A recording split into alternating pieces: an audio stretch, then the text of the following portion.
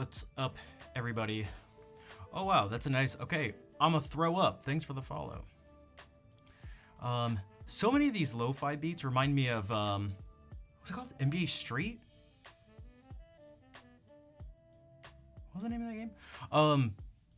Captain, what's up? Hello, Jack, Tanya, Vol, Nightbot, Wolfric, Nad, Cello, Chris, how are you doing? Bohaha, bonsoir. Hi, thank you. What are these emotes? Okay. And, hey, Kate, what's up? How have you been doing? Yeah, I won't be playing Piazzolla. The only, Piazzolla piece I knew, I haven't played in years. That's La Muerte del Ángel. Cheshire Cat, what's up? What is that? I'm just gonna look at emotes this stream. Everybody just post emotes, and this stream will just be me doing this, and I'll just be looking at the larger versions of the emotes. Who has feet emotes? Devastated. I'm sorry, but I have stuff set up for us to listen to and watch. Oh, you have your own. Wow, that's a pretty cursed foot emote, if I'm gonna be totally honest. What is this? Alushua. All right, these are some interesting emotes. All right. I'm gonna throw up. Welcome to the stream. Okay, I ran ads. Boom. Done. Guys, okay, question of the day. It's super deep. Super existential. When was the last time you went bowling? I went last night for the first time in, I don't know, probably at least 10 years or something. And it was super fun, although I was like horrible at it. But I had to do two things. Like bowling in VR, no, I mean like in real life, in person. You went last weekend? How'd you do? You broke your thumbnail, exactly. So, I knew, I went one round where I just like palmed the ball like this. I mean, not palm. And I did this thing where I just rolled it and the release looked like this. Then I tried it with my left hand, which was horrendous. Also, I'm super weak. No, it was totally fine for my right hand. Like I just did this. It was fine. What did kill my wrist was doing it with my left hand. I only noticed this morning. Oh my God, muscles I've like basically never used. My left hand and like forearm are so sore. So I'm wondering if it's gonna affect my playing. I think it might, and even if it doesn't, I'm gonna use that as an excuse if I don't play well. So whatever. Because I've mentioned it on stream before, but you should, whenever something goes wrong in your life, you should do two things. One is come up with as many excuses as possible, and two is as fast as you can find someone else to blame. The less responsibility you can take in life, the better.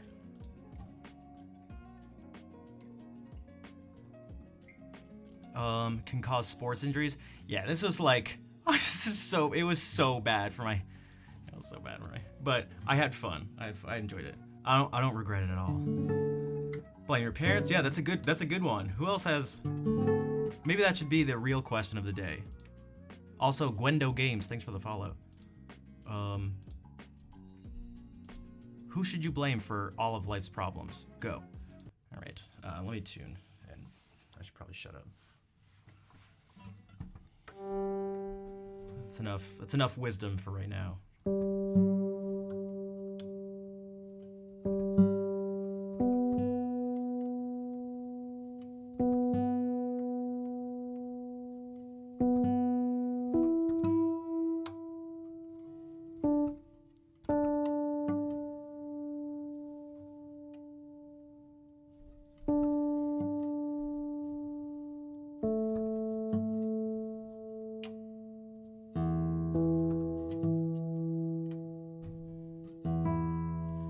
What's up, oh, hey.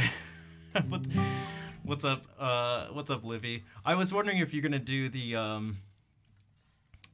Usually when I tell people about the stream, they're just like, they just lurk and then they go, afterwards they go, I was watching you. Like,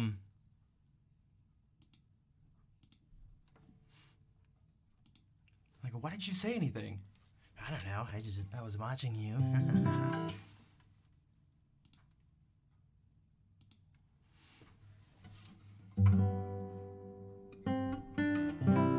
You be heckling? Okay, okay, all right. That means I just need to play everything perfectly.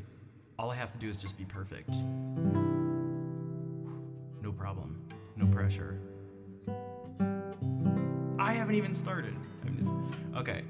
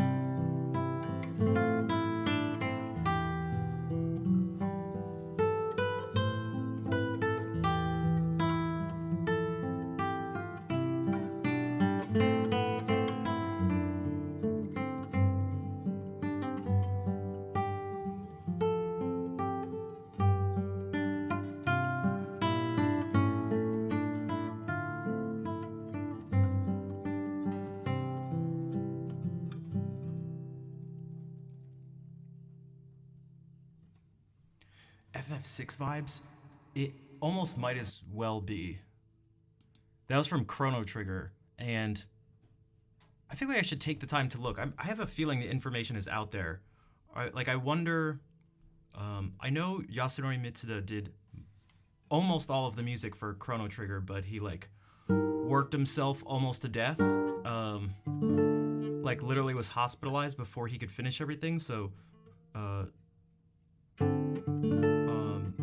Uematsu had to take over, and he did the music for the Final Fantasy game. So I'm still not sure which of the pieces he did for Chrono Trigger. Hey, Huntbeer, what's up? So how old are pizza rolls? Wait, am I missing a... Is this gonna be a dad joke? Is this gonna be a pun? I think there's quite a lot of classical guitarists here on Twitch who had injuries due to footstools or classical guitar related posture issues. Yeah, posture is super important. I was talking to someone about that last night. Now, I've never really had a problem with that. Oh, is that Piazzolla pizza rolls? Oh, boo, boo, boo. Speaking of heckling, boo. What's up, Pumpy?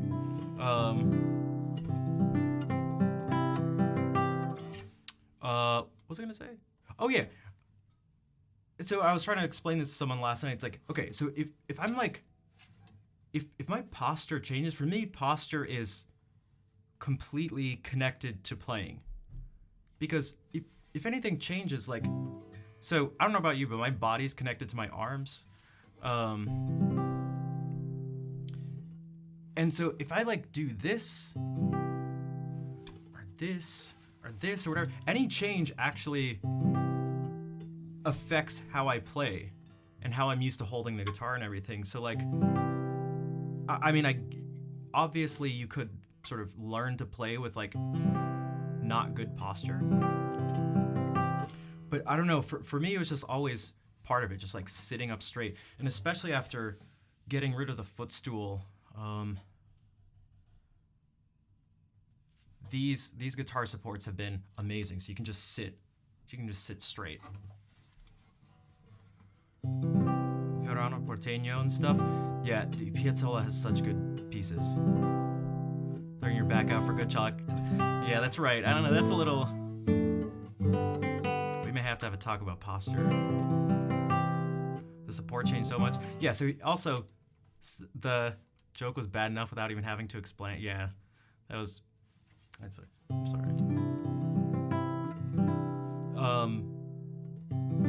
I missed a joke on someone's stream last night. Amanda, thank you for the 2 years of sub support. What's up? Is she gonna use a sip emote? Is she gonna use a sip emote?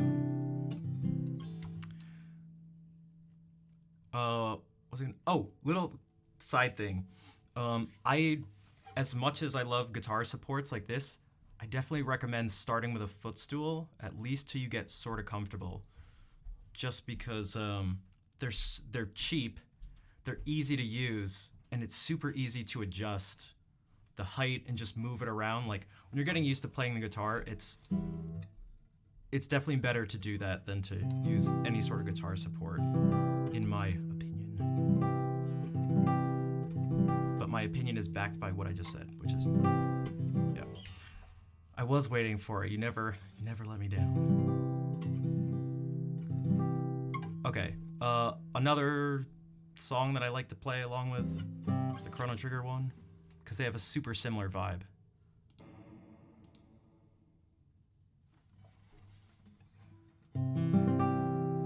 Being 30 plus, yeah, dude, things were hurting before I was 30 plus. Jeez.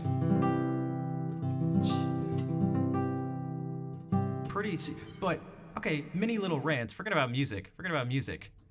You know how many people I tried to tell, like, hey, why don't we use guitar supports and stuff? And it was the same response. I know I've ranted about this before, but it's the same response that I got for Guitar Dimensions. Just like everything. It was like, if it's good enough for Segovia and if it's good enough for all these people, it should be good enough for you. And it's like, that's absurd. That's...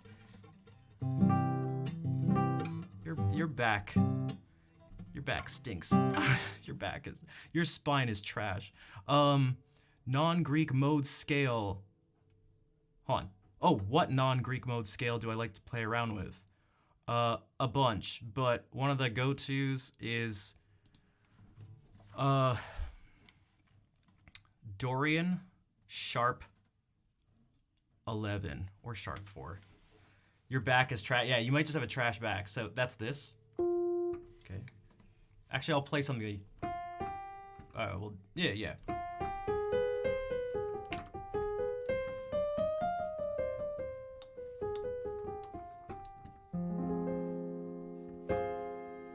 So instead of F Dorian, the B flat becomes a B natural.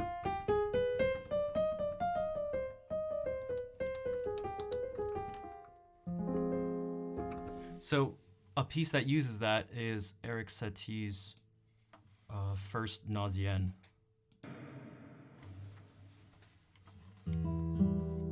It's in F minor, originally for the piano, but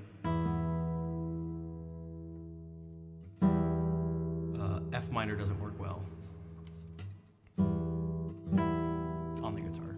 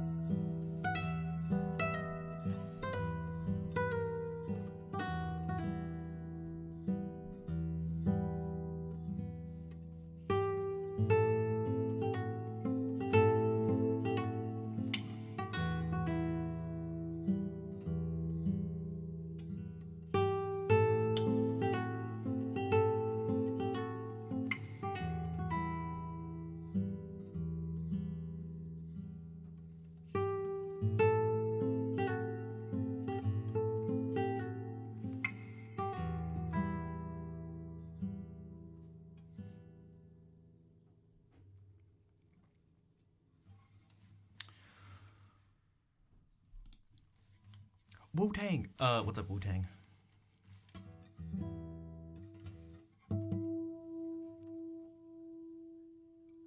Jack, what's up?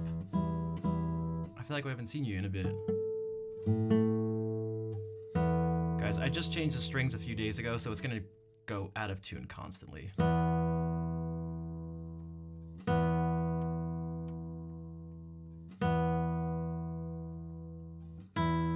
Just to warn you. Just to warn you. You've been warned. Yeah, I think that piece works really well on guitar. Not that it doesn't work well on piano, they just have like different vibes.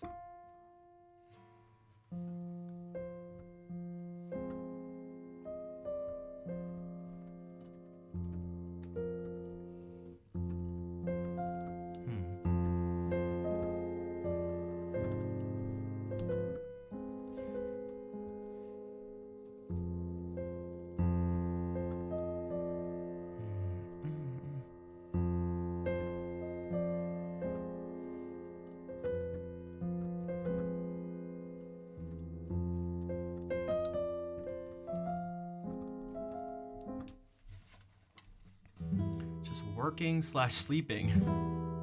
So haven't had enough time for Twitch. Yeah, that happens. You are not alone there.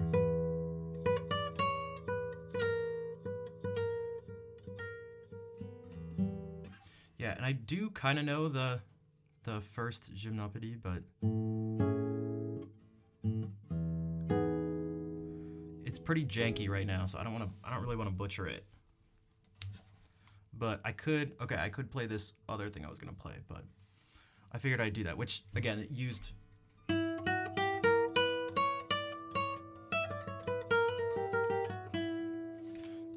that Dorian sharp 11, which is the 4th mode of the harmonic minor scale. Ole, what's up? I don't know if I think I've asked you this before. Airamde? Maybe we just say Vera?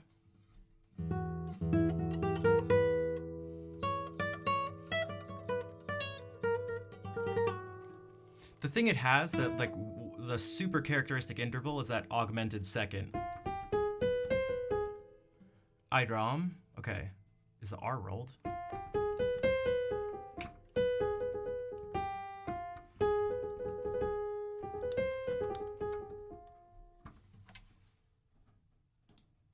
Okay, something that doesn't have an augmented second in it is this. Can you guess what it is? Eric Satie, that's right. That's right.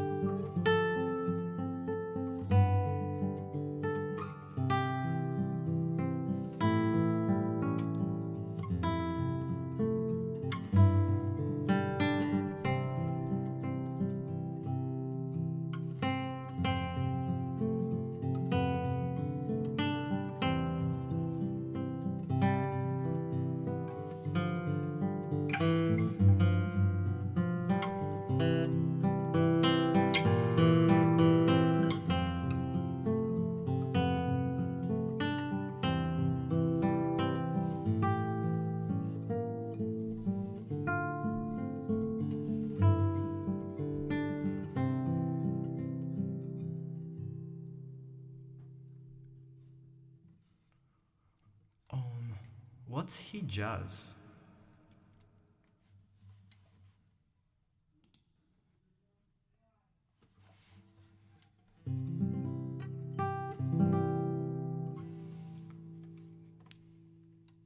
So lovely. Hey, thanks, Livy.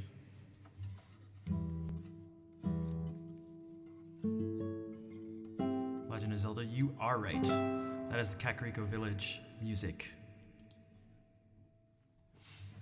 Just in a different key, because it's normally in B flat, but that's kind of a pain in the butt on guitar.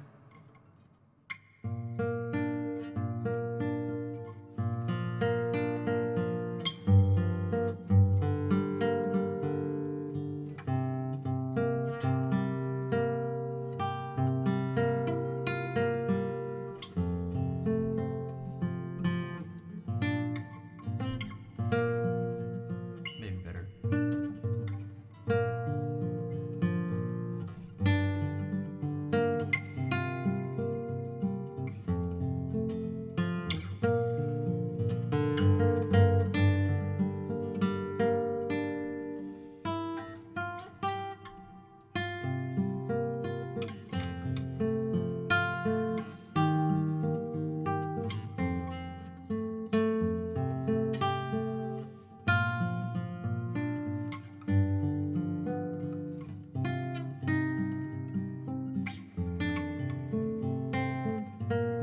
So there's like a lot of bars that I have to use, and that's just, I mean, it is possible, but harmonic minor in the 5th degree.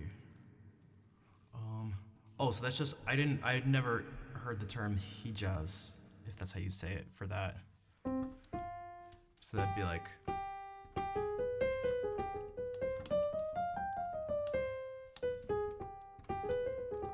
yeah, it has this interval.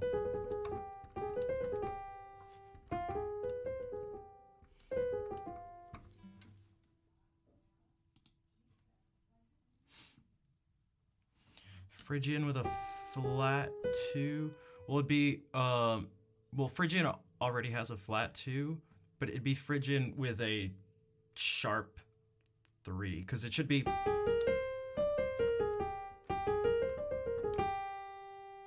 So G, A flat, B flat, C, but this would be G, A flat, B natural, C. Water temple minor, that's right. We've talked about this before, because I think that starts in G and goes.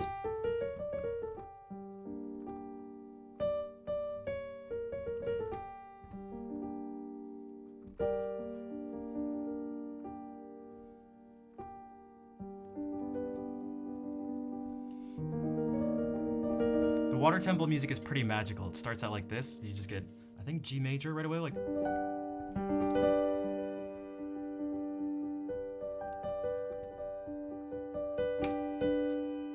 And then E flat major.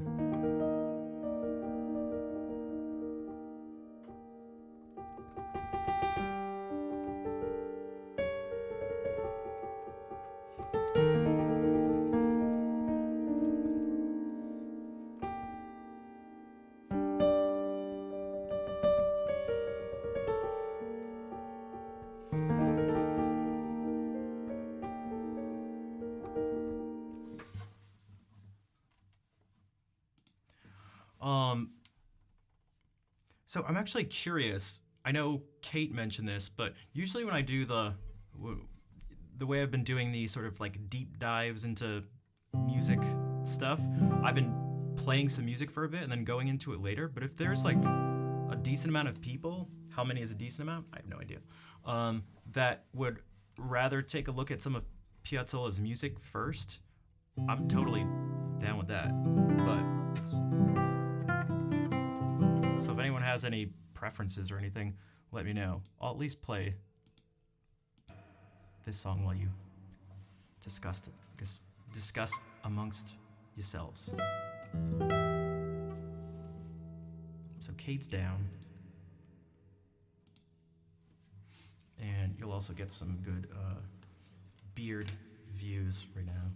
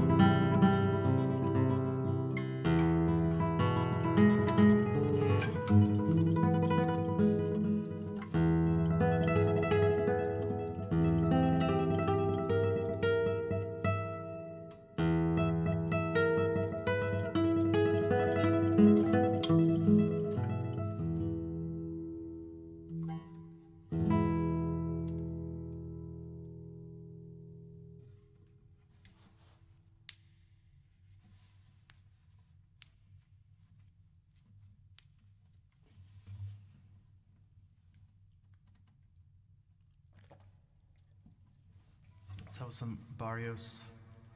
We can do some more Barrios stuff. That was Una limosna por el amor de Dios. And this is La Catedral. At least the first two movements. I'll get the third one. I'll get the third one down at some point. Just gotta add that to the list of a billion songs to learn. Whoops. L. Dude, I keep Dude. Dude. Georgia. What's up? How's it going? Georgia. I can still hear that Richard clip. Georgia. Yoga. Yoga.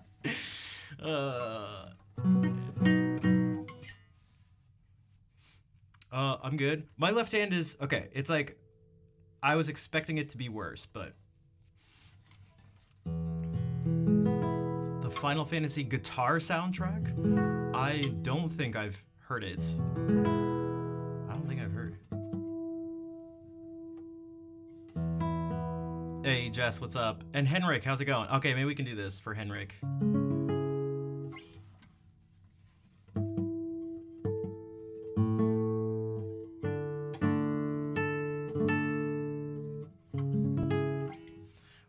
We're gonna go from we'll go back to Barrios, I guess, but we can do some Ponce, Manuel Maria Ponce, another one of my favorite composers, who's I think slightly underrated, not quite as underrated as Dowland. Dowland's underratedness is a travesty, but that's whatever. Hollow Skies. Oh god, I'm so bad with like the names of the songs. Which Final Fantasy is that from? Like, Teen Drama Chord. All right. Hey.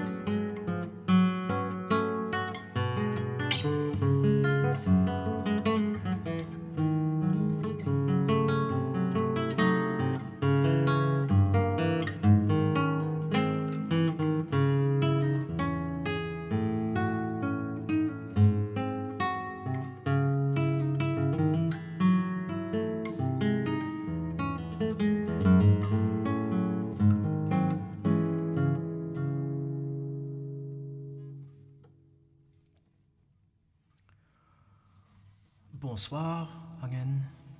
Ça va? Thanks for the clap. Oh, clap calp. Oh. Is that a Keychron K8 Pro? I don't know if that is, so no. Are you talking about the keyboard? If you are, it's a Yamaha MOXF8. MOXF8. Yummy, what's up? How's it going? What song or piece really got you to dedicate your life to guitar outside from it being a hobby? Ooh, interesting, because there's an assumption within that, but that assumption is correct. If I had to pick one piece, it would be Wonderwall. It would be Wonderwall by the Rolling Stones. Also, Calafia, thanks for the follow. It would be the Chaconne from Bach's second Violetta, Violin Partita in D minor.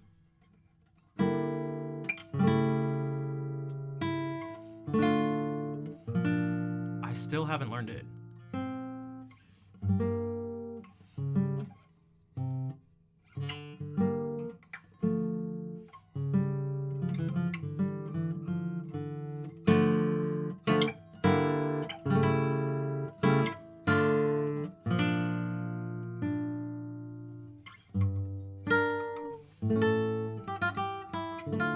The Busoni arrangement is weird. It's a little strange.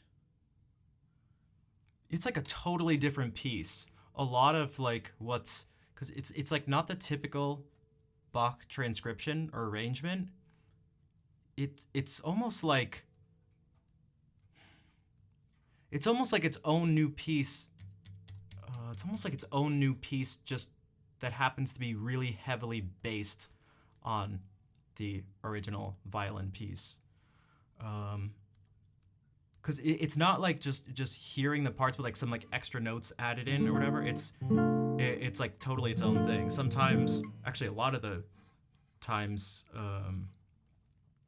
a lot of the changes, like what's added in, is like more prominent in the piece than the original material. It's awesome in its own. Yeah, it's just different. Just like Segovia, obviously it's not that extreme because Busoni was just nuts, but Segovia went kind of like he did quite a bit with his arrangement, and that's the one that like everyone heard. I'm pretty sure, as far as I know, he's the first person to have ever attempted to play the Chaconne on guitar. Wasn't the first person to play Bach, we know for sure. At least Tárrega did. He had this, and he, speaking of violin works, the fugue from the first violin sonata.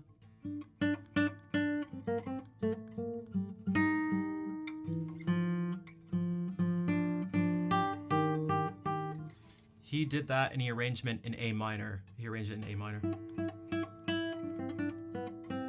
Again, I feel like Tárrega doesn't get enough credit because he kind of just did everything Segovia did outside of making the guitar super popular. But in terms of guitaristic stuff, outside of like,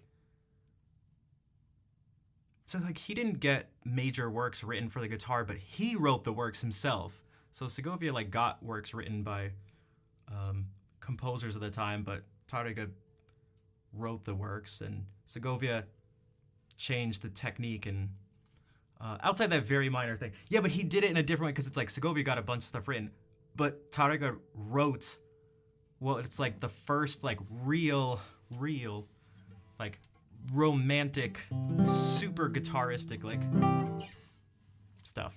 For sure. Yeah, I can't say for sure without thinking that. Oh, the keyboard on my left. This is a Freebird TKL. Have I ever played the Grand Valse? I haven't actually played it. I know what it sounds like. It's like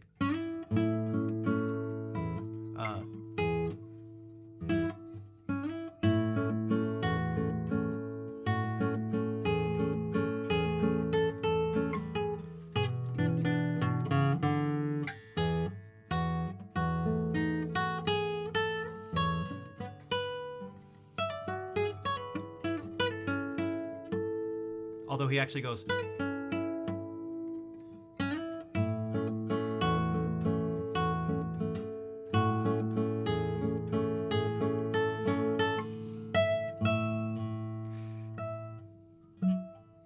Should be.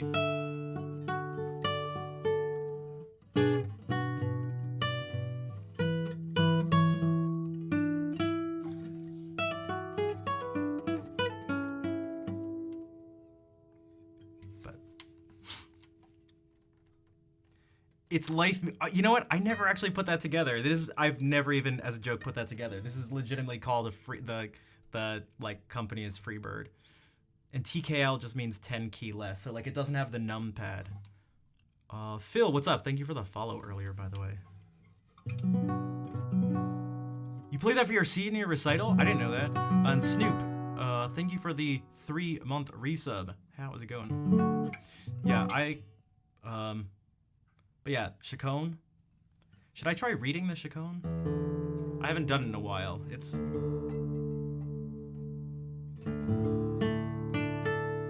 It'll be pretty janky. Because it's gonna be pretty close to sight reading. Like, I've never actually worked on it. I just read through it every once in a while. Violin. Down for some jank? You guys down to get janky? All right, violin partita number 2, D minor, BWV 1004. Also, it's gonna take this. This is just the last movement. So there's an allemande, a courant, a sarabande, a gigue, and then the final movement is like, 15 to 17 minutes depending on the tempo. Wolfius, thank you for the 29-month resub. Thanks for the resubs, guys. Well, I do a lot of reading, Henrik. I know you've been. It takes a lot. Dude, it's insane. It's insane. It's so crazy playing the whole thing. But you guys will see. What it's based on is the definition of a chaconne and a passacaglia can be interchanged. I've yet to find a definitive sort of answer to it, but what you're gonna see are a couple things. You're gonna see a somewhat repetitive harmonic progression. You're gonna see one of two things. There's this progression that goes like this. So we're in D minor, so 1. And then this is actually a 2 chord. Although it's like this.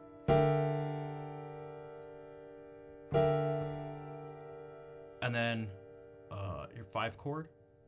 1, 6, except 4, 1, 6, 4,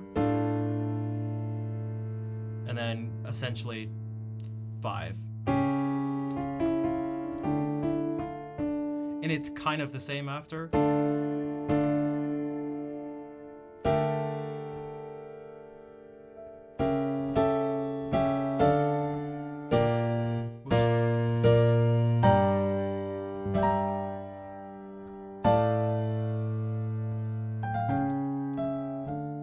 And then you get the other characteristic thing, which is this descending bass line.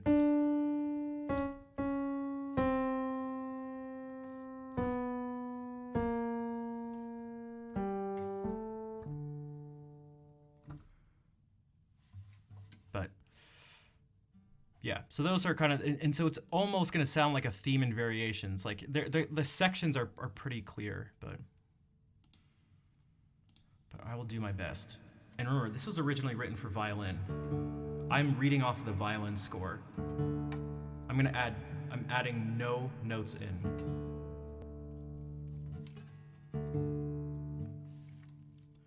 Do you include the arpeggiated chord? No, I'll do whatever fits guitar. Like, I'm not gonna go like,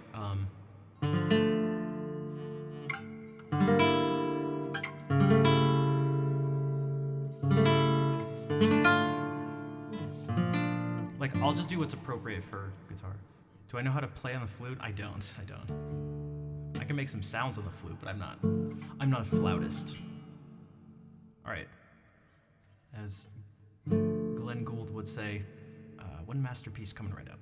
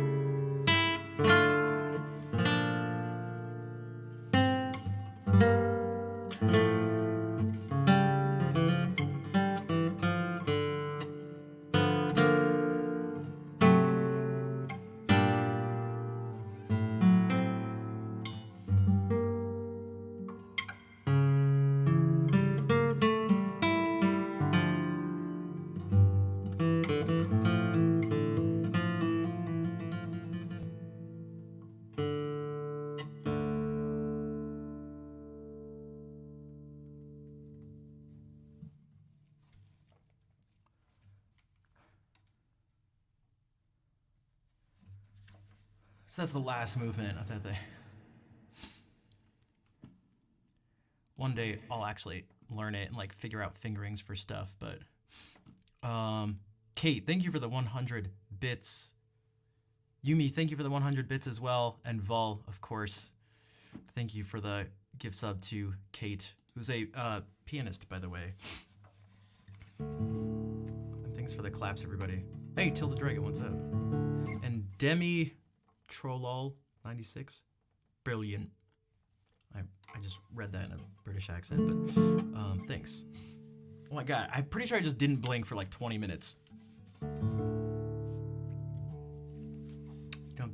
But that was, I heard that in high school, back before I even knew like really what this instrument was. Our band teacher, we played an arrangement for band.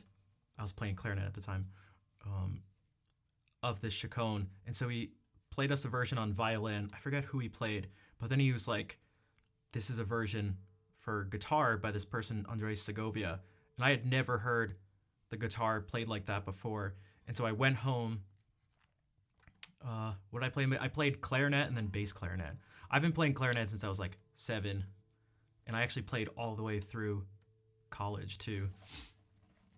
Not as like a formal secondary instrument, but just in the clarinet choir because they needed some people. But also, what's up, Freckled Farmer? Thanks for the claps and the hearts.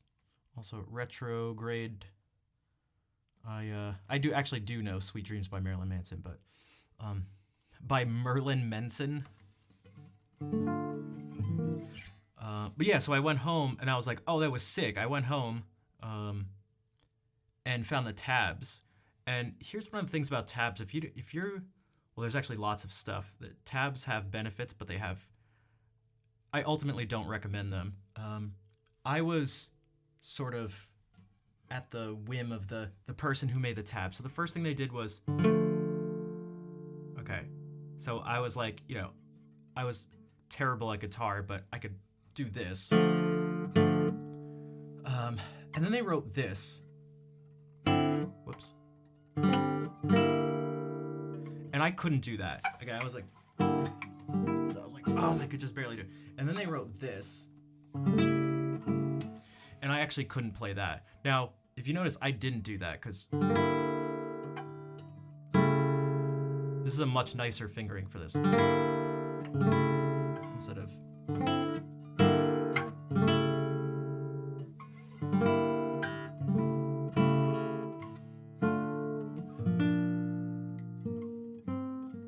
There's actually a nice video I was going to share by earlymusicsources.com.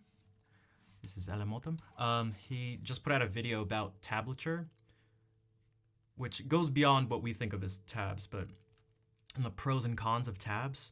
But the lack of seeing individual lines is one of the cons. A big con that I had never really actually thought to bring up sometimes, but that's a whole different thing. But one of them for sure is like... yeah, if you're not really familiar with the exact names of the notes and everything, someone tells you to play the 5th fret of the 2nd string, you play the 5th fret of the 2nd string. You don't go like, oh, that's an E, so maybe I could just play the open string here and refinger it like this. Like that's typically not what your brain does. But it's a whole other thing. Bonsoir, Lily. Allô?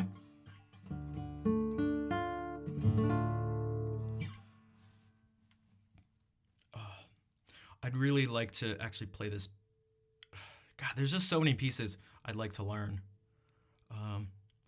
Because at this point in my life, there's like so many things I can like see in the music, and I try to get them out even when just reading through it, but it's really difficult to do if you don't have the fingerings set up a lot of the time. So there's things like this. If on this section,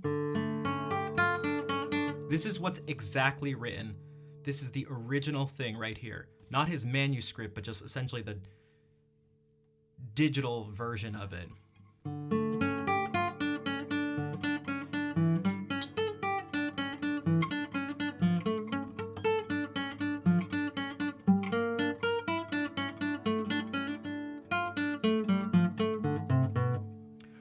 So what's wrong with that besides almost everything?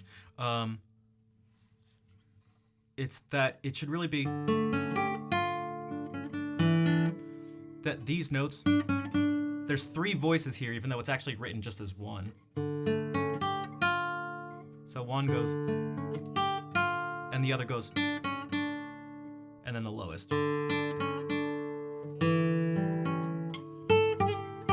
Middle, low, low, high, middle, low, middle.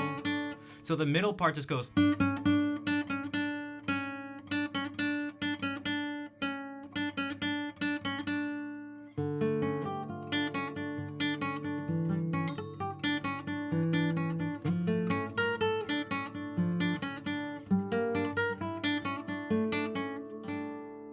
The bass goes.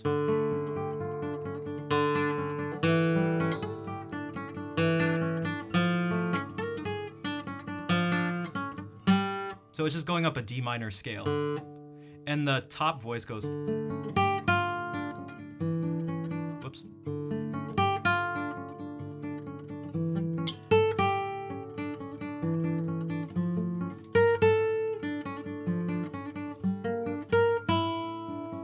So it's just going.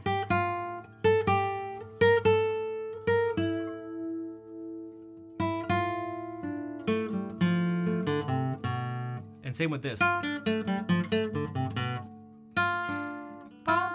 Bum, bum, bum, bum, bum, bum, bum.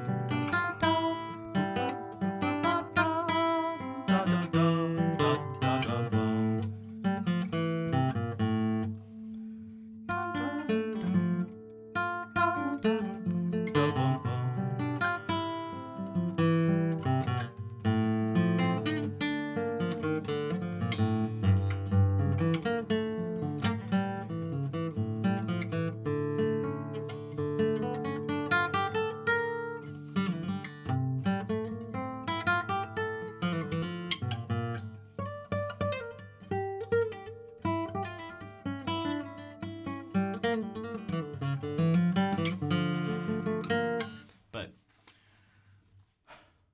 yeah. So what if I play something that's memorized and not me reading through this?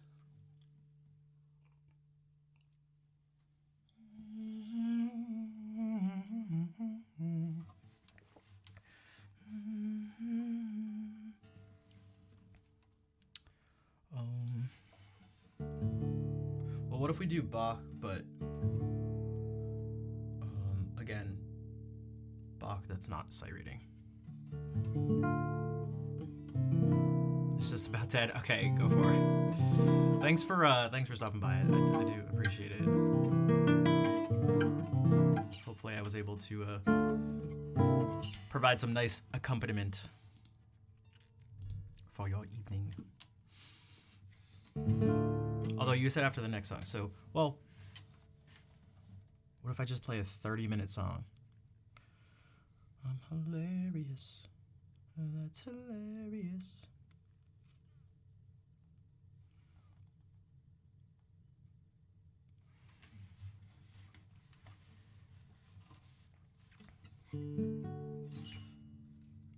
We'll start we'll start with the prelude. We'll do prelude, Sarabande, Courant. Pranku, thank you for the follow. All right, here's some cello music, stolen and played on guitar.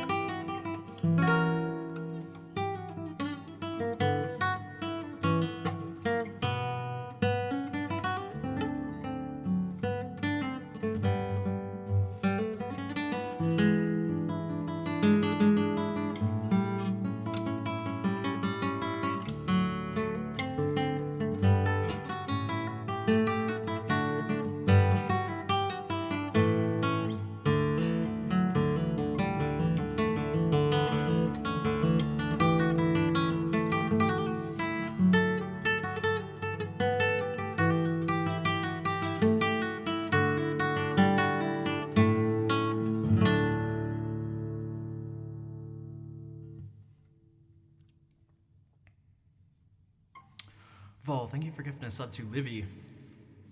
Livy, you get a bunch of cool new emotes and a super cool, awesome badge with a Triforce and a music note. We know. Ça va? Thanks for the wait, you weren't following before? And thanks for the claps, everybody. You do? That's right. You do. Including, in my humble opinion, the greatest emote on Twitch.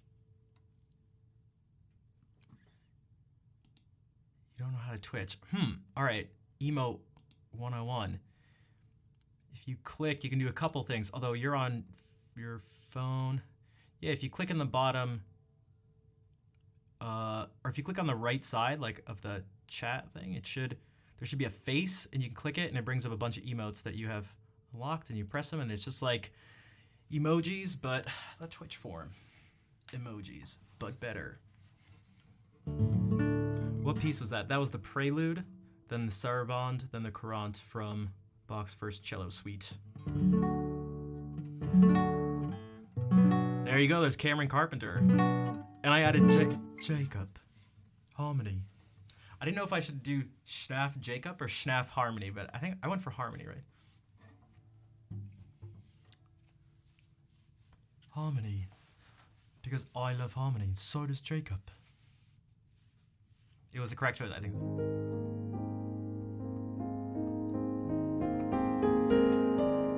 I fooled you? I guess that's because, well, the piece almost fooled you, because it's multiple movements. So a suite, so in the Baroque era, things like suites, partitas, sonatas, they were a collection of essentially dances. It's like a courant, an allemande, a gigue, bourrée, minuet, gavotte, with some other stuff thrown in there too, like a chaconne.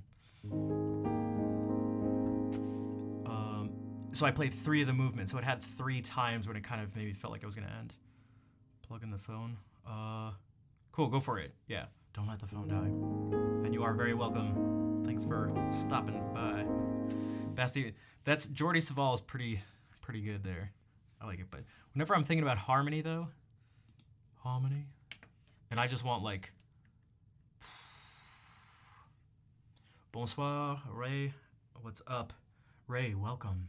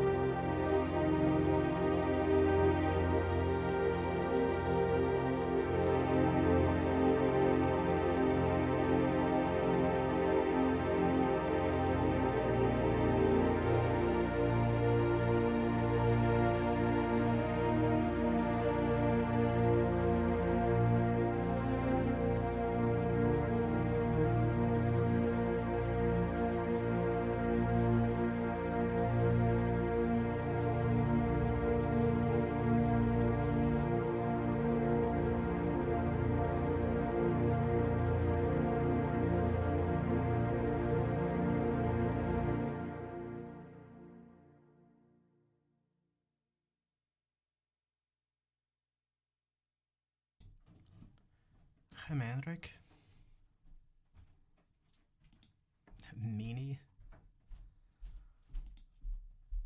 Do I like block chords? I mean, they exist. You don't want all block chords. Because then everything is just...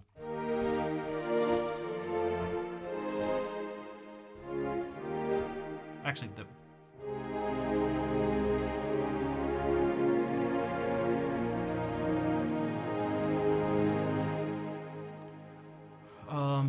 Pretty well pronounced. Thanks. I haven't done any Dutch stuff in years.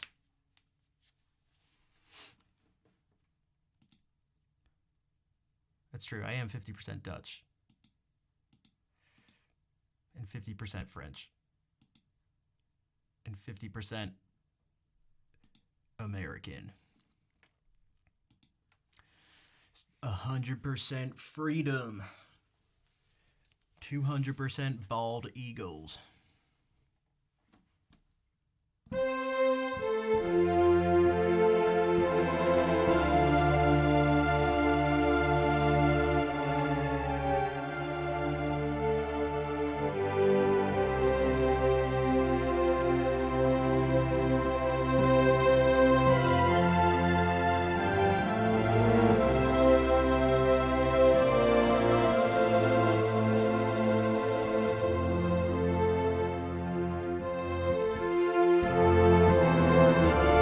Oh my god, I love 100% Dutch French. That's right. When noted pedal down but not pedal up, does that mean no pedal or just use pedal? Is this a trick question? What is it?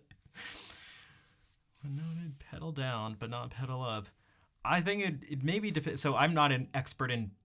That's like a very specific like piano practice question. No, I know it's a genuine question. I guess it was just the word pedal came up 4 times. So, when noted pedal down but not pedal up, does that mean no pedal or just use pedal? Because, I mean, you certainly want to use the pedal if it tells you to put the pedal down. Put the pedal down. I think it maybe depend on the composer and the era. And also probably some personal choice, but... yeah, I don't know. I'd have to know the specific context. And on top of that, I'm also not... Again, I rarely look at piano music in that way, where I'm looking at from like a performance practice place, because I just started trying to like read piano music. It's been tough, guys. It's been like... it hurts my brain. Okay. Maybe we can do this. It's like it's been an hour and 45 minutes. I wanted to do. We can take a little break because I'll give my hands a break too, and take a look at some Piazzolla stuff. There are a bunch of pieces by him I'd love to play. I played a couple duets, but well, I don't have a duet partner. But also those were years ago too, so we can take a look. But Piazzolla's super cool. For a couple reasons. One, I just really like his music. But also, he was, we were talking about like modern music, and we didn't even get into avant-garde stuff, but that was like at the core of when he was making music, because he was born in 1921. Manuel, what's up? How's it going? And so the story goes, so I hear, is that he was going along with one of the main trends of the time, which is like avant-garde stuff. And one of his composition teachers told him to essentially write what's true to him. Yeah, word on the street, word on the classical, the streets of the classical world is that she told him to just write what was like true to him. Even if it's not this crazy groundbreaking, thing, this crazy avant-garde super like. And what he did was he did just that, and we got some of these tangos, and he ended up. I feel pretty confident saying it was the right choice for one, um, as much as I struggle with this stuff personally, and I have to like remind myself of this constantly, a part of me uh, believes that a good way to sort of like go through life and make these decisions is to do things that are true to you, right? And instead of trying to do what's popular, because it seemed like he was trying to do what was popular, but not true to himself. And this person was like, do what's true to you, and it ended up working out really well because he gave us a whole bunch of amazing pieces and somewhat reinvented the tango a little bit. So there's a couple things. One, he was a bandoneon player, which sounds like an Armenian last name, but it's an instrument similar to an accordion. So one of the things I thought we'd do is take a look at him talking about this instrument. So that's one of them. So wow, okay, that's only through the left channel. I'm so sorry, but we're just gonna have to do it. So 1 second.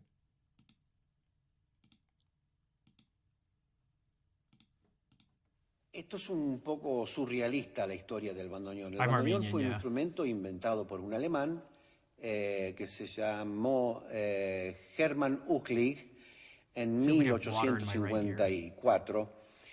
Y el bandoneón llega a Buenos Aires por intermedio de un marinero inglés o irlandés, no sé qué. Que llega a Buenos Aires, lo debe haber empeñado por alguna botella de whisky y dio el bandoneón.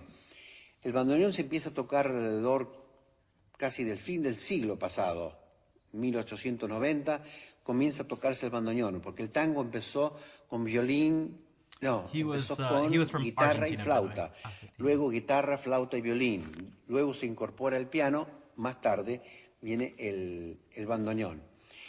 Y el bandoneón empieza en Buenos Aires a tocarse en el tango porque tiene un sonido muy dramático, es un sonido muy, muy triste, muy aterciopelado, como diríamos nosotros los músicos.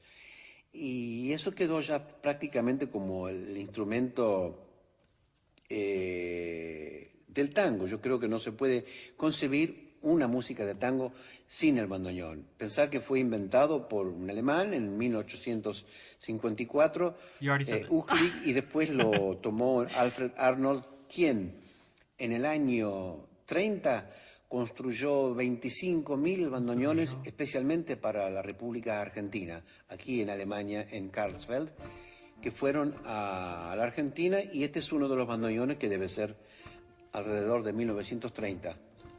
El bandoneón es un pequeño órgano, no olvidemos que el bandoneón se construyó aquí en Alemania para el pequeño pueblo de Karlsfeld porque no tenían dinero para comprar un armonium, entonces inventaron el bandoneón que se llamaba bandoneum hace muchos años. Y con este instrumento se empezó a tocar música religiosa en las iglesias porque no tenían dinero para comprar el armonium. Yo todas estas cosas que le estoy contando las voy aprendiendo aquí cuando llego a Alemania. Hay un gran coleccionista que se llama Steinhardt y él tiene más de 300 bandoneones de todas las épocas y él me cuenta siempre un poco esa historia que yo jamás la pude aprender en Argentina. Ahora, este instrumento es realmente, como decimos nosotros, es un instrumento que hace trabajar el cerebro porque tiene 4 técnicas completamente distintas. Yo voy a ver si puedo mostrar un poco. Así, esta es la mano, por supuesto, la mano derecha. Esta es la mano izquierda. No tiene nada que ver esta mano con esta mano. Ahora, si ponemos el teclado y hacemos la escala, uno va a notar que no es como el piano que hace do, re, mi, fa, sol, y una nota está al lado de la otra. Acá no, él hace el...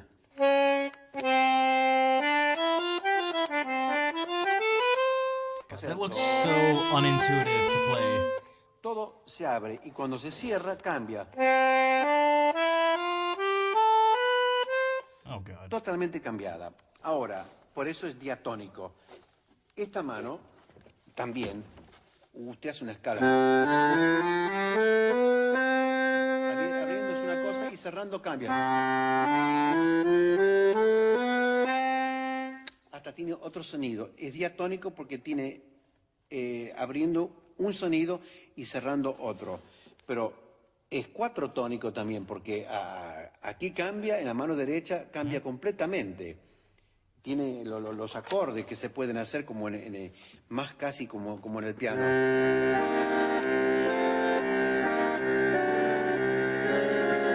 Produciendo una especie de pedal. Se puede hacer todo en el bandoneón y sigue teniendo ese sonido un poco a órgano.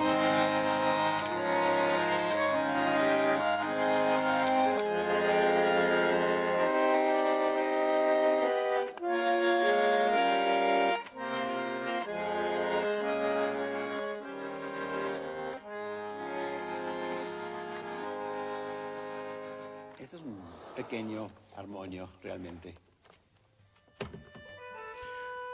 Okay, so what? Oh my God! Now my ear sounds so. Ugh. I feel like my brain started to compensate for the difference. But okay. So what were some of the things he did? Why am I talking about him?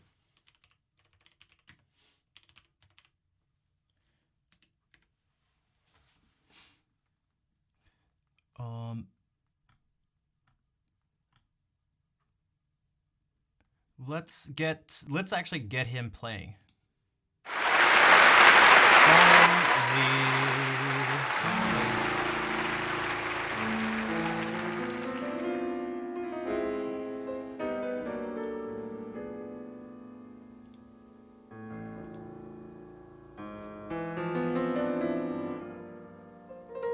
This is Pizza Cola, exactly.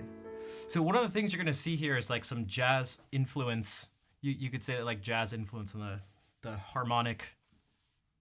Well, not structure, but the harmonies. Well,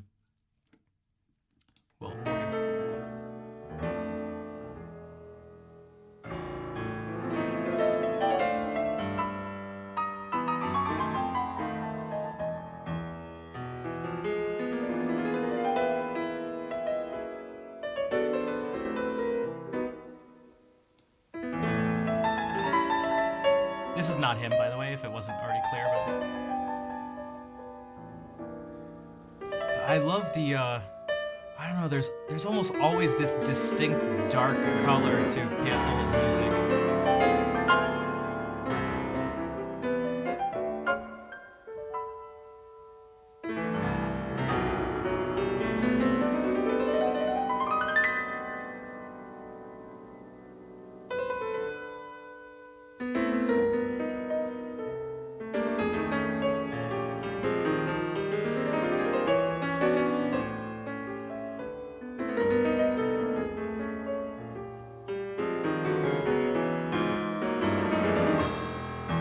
Rachmaninoff with jazz harmonies. Yeah, it's...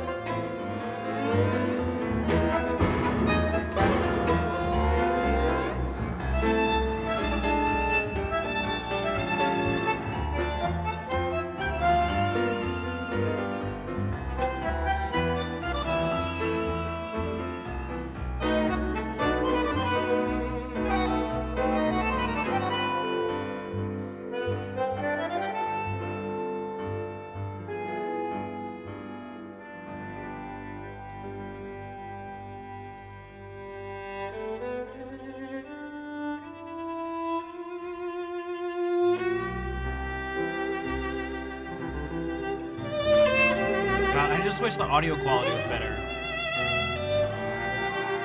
That's quite the violin face.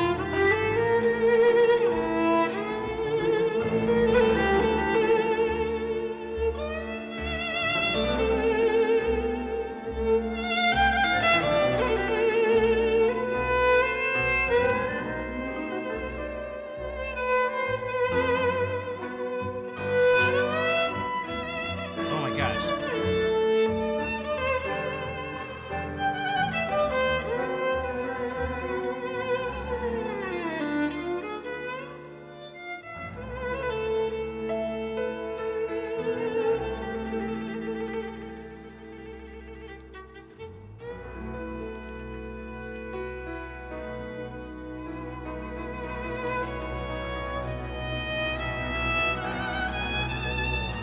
Yeah, it's...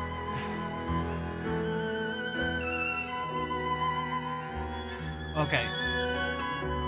Like, listen to this. Oh, this is just... Oh. I'm so glad he went the way of tonality.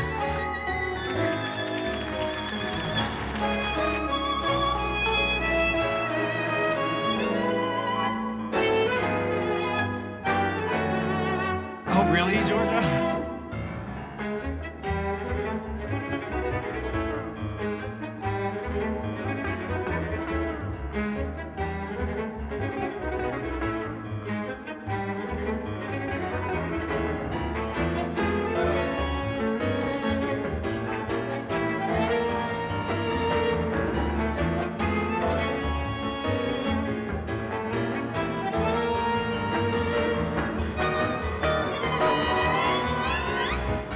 He looks like an Argentinian John Cleese.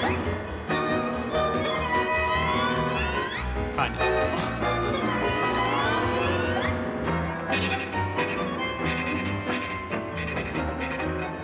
What is that sound?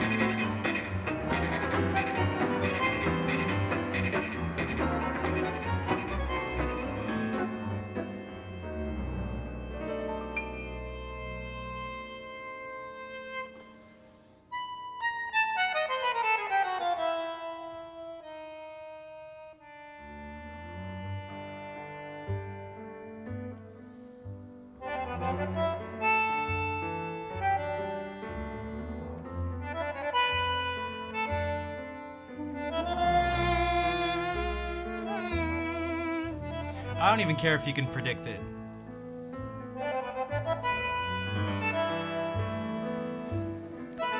I'll talk about some of the things you can predict in his music. Blood, what's up?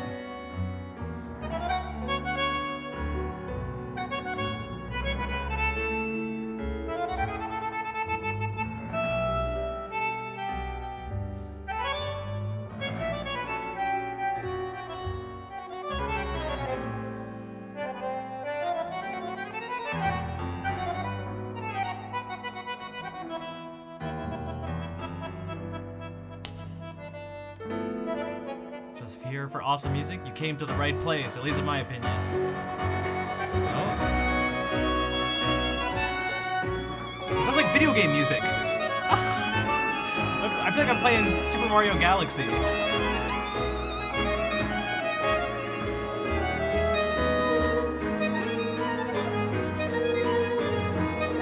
We're gonna do more. There's a lot more Piazzolla to come.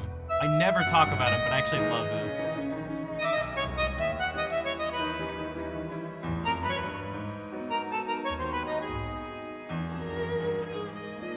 Right? This is like, I feel like it's specifically Super Mario Galaxy.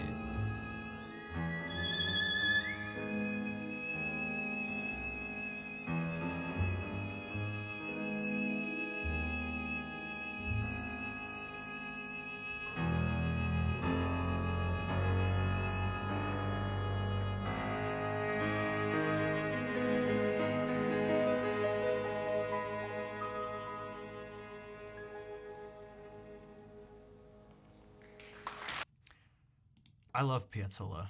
Again, there's this dark, really dark moodiness. I always think of like dark European city street, maybe in the rain with like I don't know, just something, just I don't know, Well, I mean, you heard it, you heard the sound, but there's some things that he does that are, some of them are very simple but very cool. All right, bonne nuit, Lily. Thank you for being here. Here's one of the little moves. Okay, so in terms of structure, sometimes he goes. Vol mentioned changing the tempos and stuff. He often has something where you go from this syncopated thing, which I'll show right now. So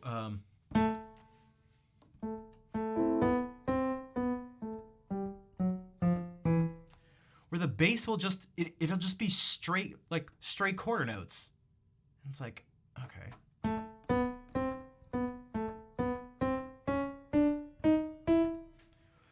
But having there be a mix of notes on the beat and off the beat against it, it gives a really cool effect. Like, again, I'm just trying to like make this stuff like.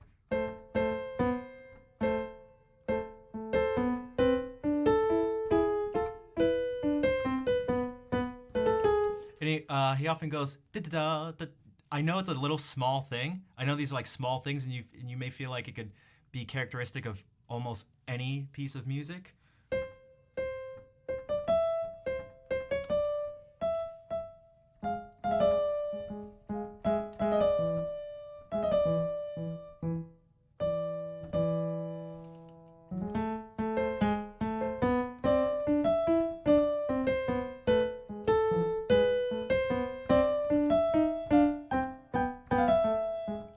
So those notes wouldn't have worked, but just the rhythmic part of it that.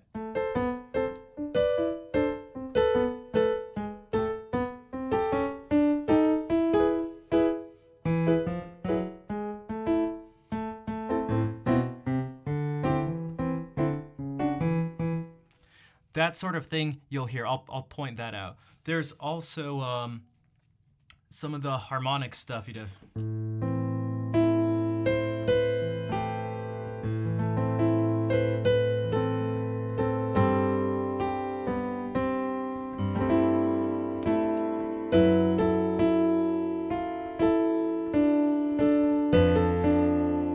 So having the bass go 1.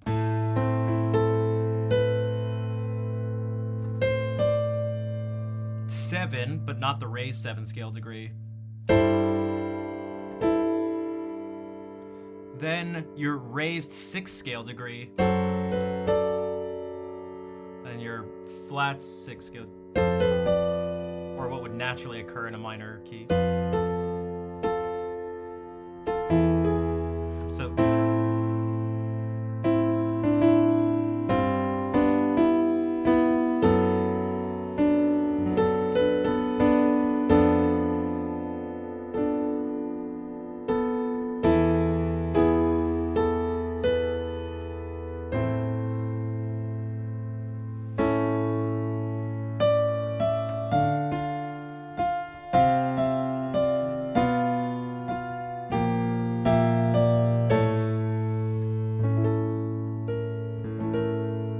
your sort of typical jazz extension, so instead of just like this is your 7th chord,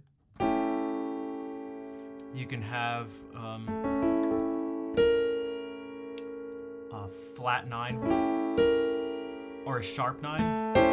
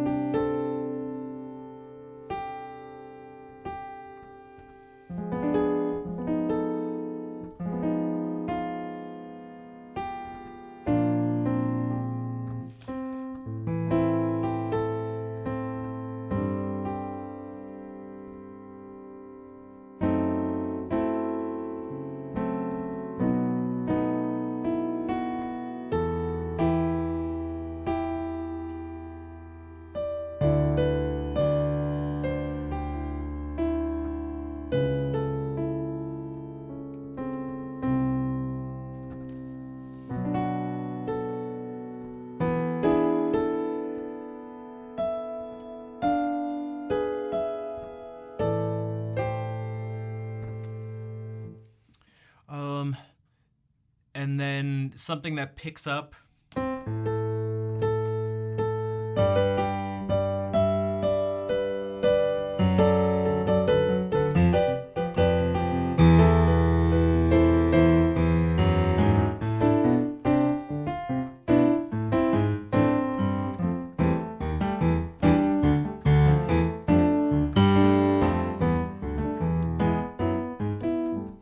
And so you'll get that sort of thing going on.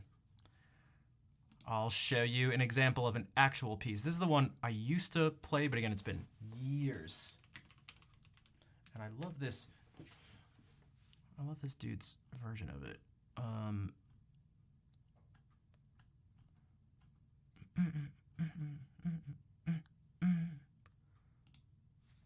Let me actually put guitar. Is it just not like? Is it just not on the internet anymore? Did it disappear from the internet? Oh my god. No. Okay, we may have to find a different version, but it should be fine.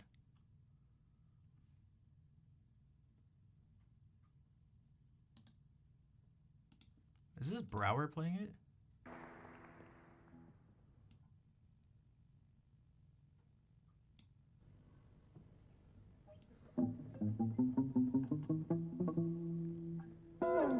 You guys want to see Brower playing some music?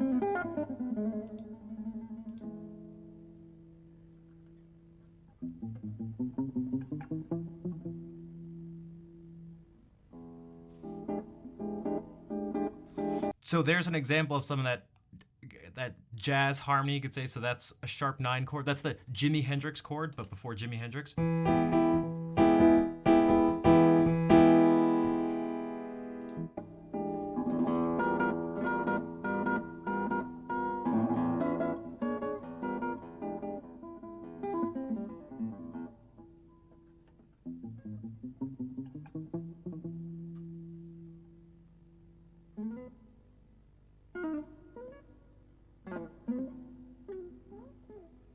And so he'd write these things, they'd be fugues, but you can't do a fugue.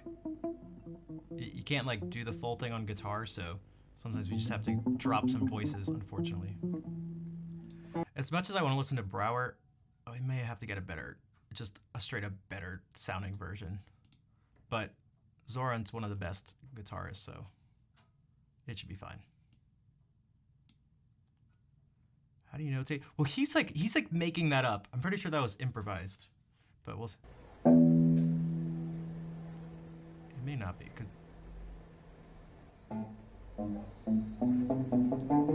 but you can notate like just pizzicato.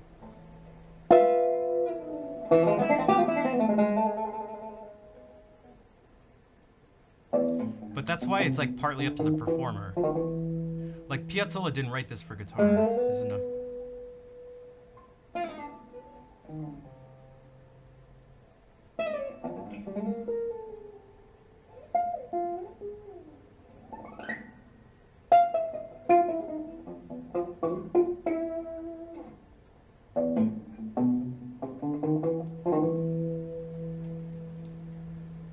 So there's a hint at the main theme. Here's the actual piece.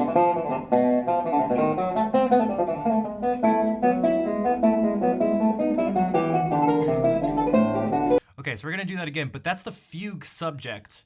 And so what he does is like a counter subject has that just straight notes, and with the syncopated subject, so for those syncopated is it stresses things that are off the beat. So this is not syncopated.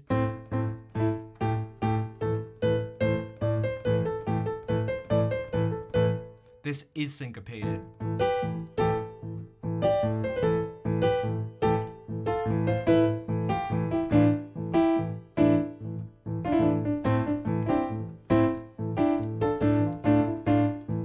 Not syncopated.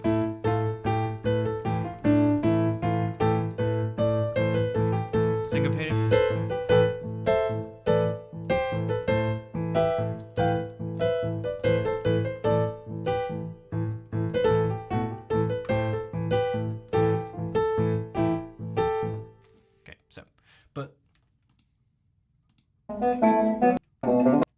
So here's the actual.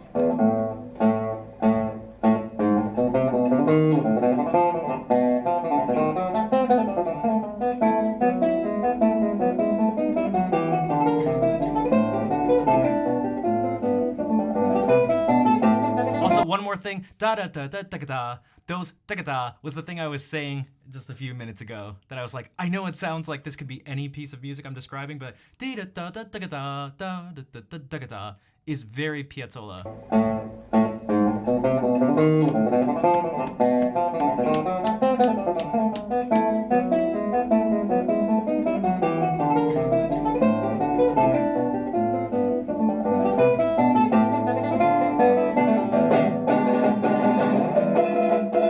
There's that sharp 9 chord.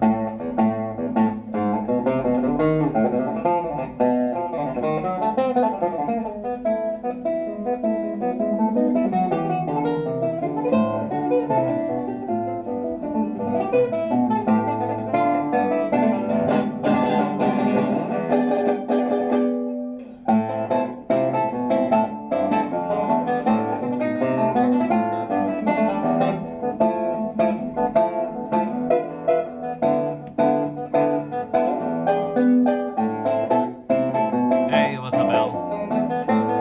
You're listening to the sounds of Piazzolla on guitar.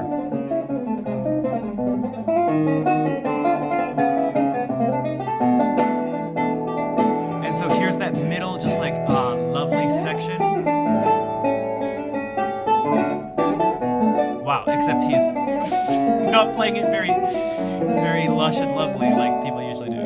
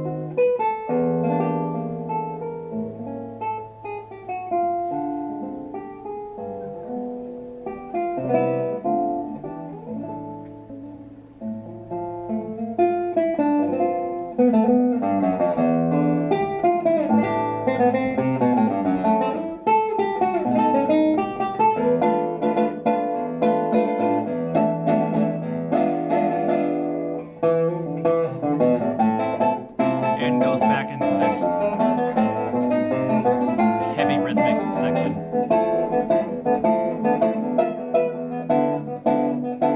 Some more head banging for you now.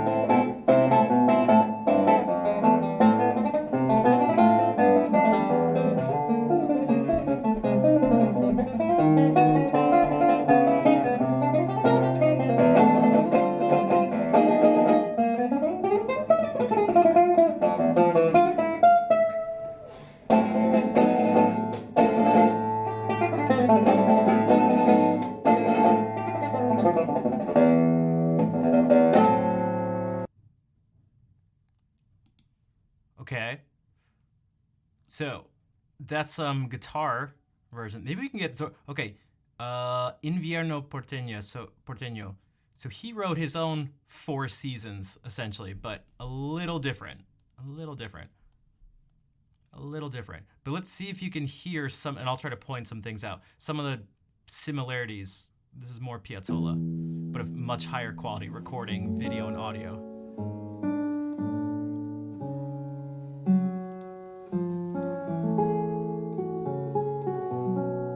You actually already have just like a steady bass.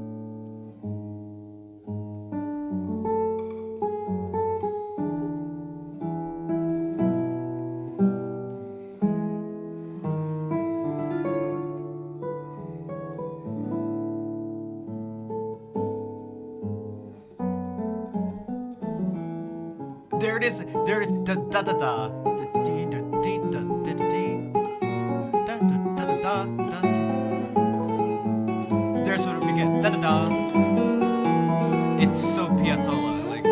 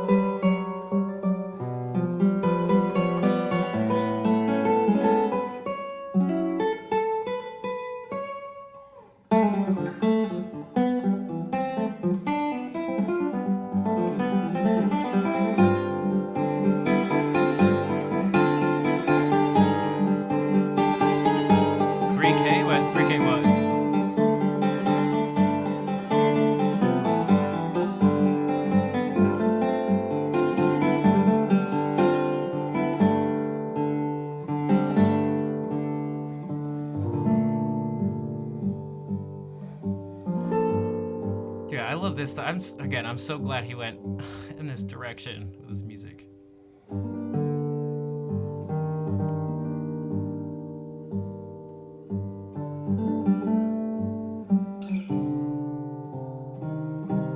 Like, it didn't push any, like it didn't create like a new genre of music.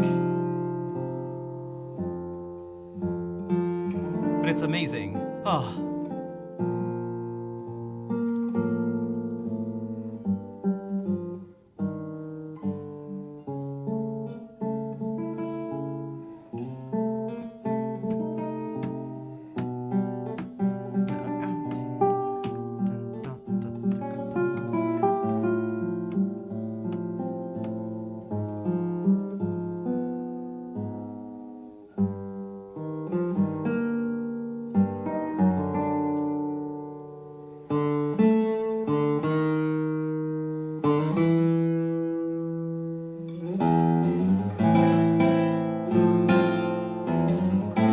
It's getting tango-y.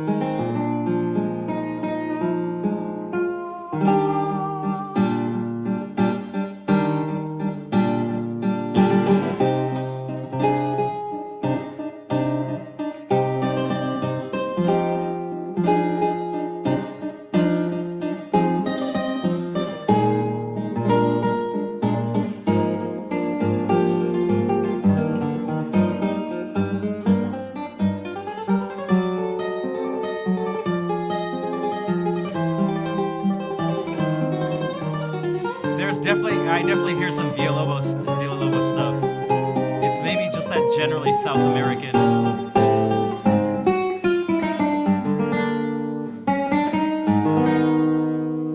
Syncopated dance music.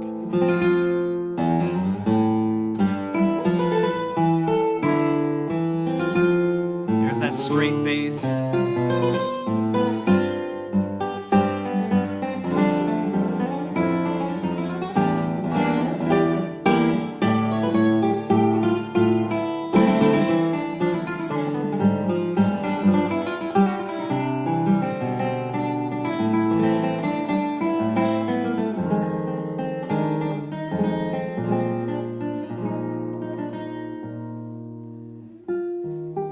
A lot of 2/5/1s and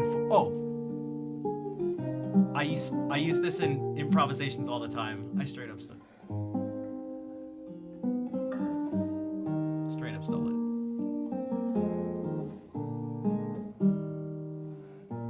It's Homeward Bound and all that stuff.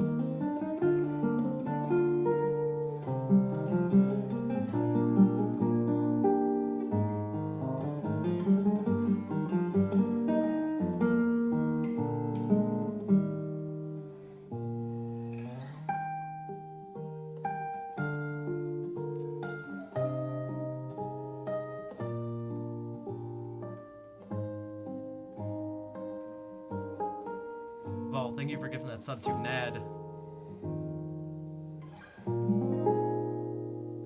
Oh.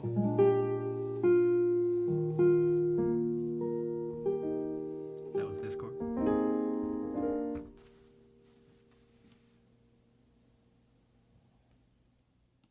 You guys have heard me do that before.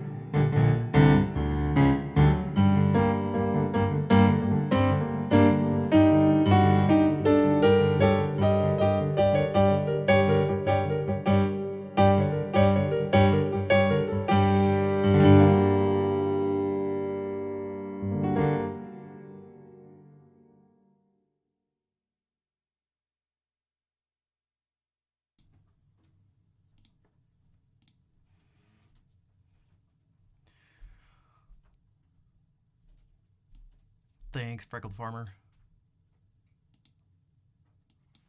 Okay, there's this.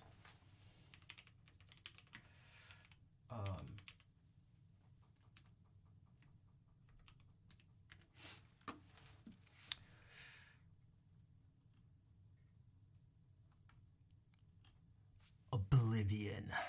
So this is one of the pieces I played with a friend of mine. She played the cello. Oh man, this was years ago.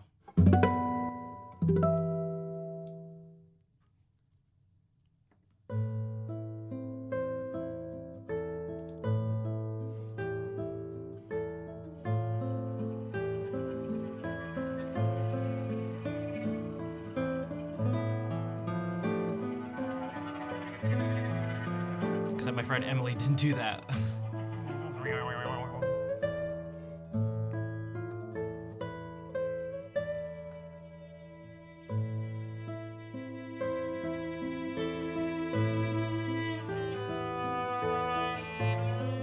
Oh.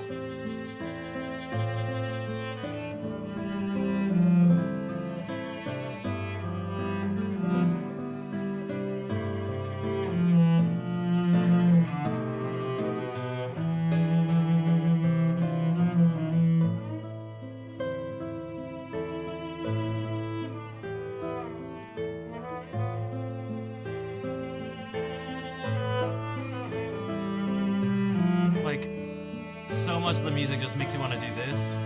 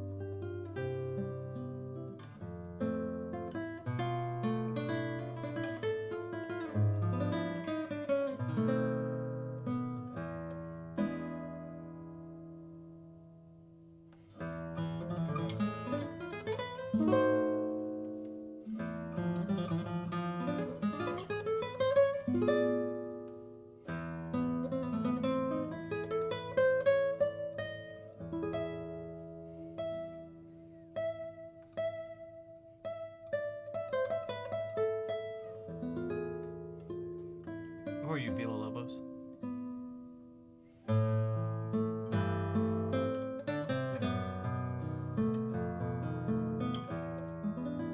That was that bass progression I was talking about.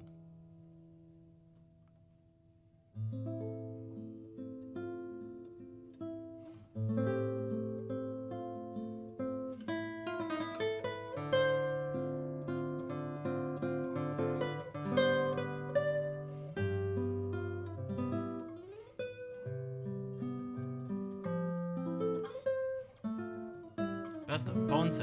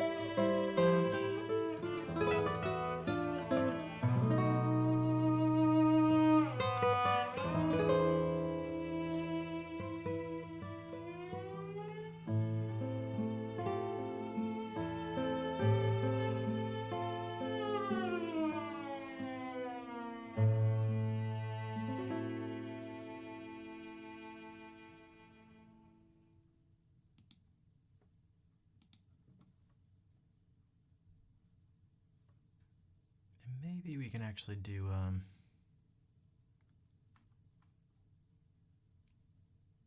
maybe we can do one more.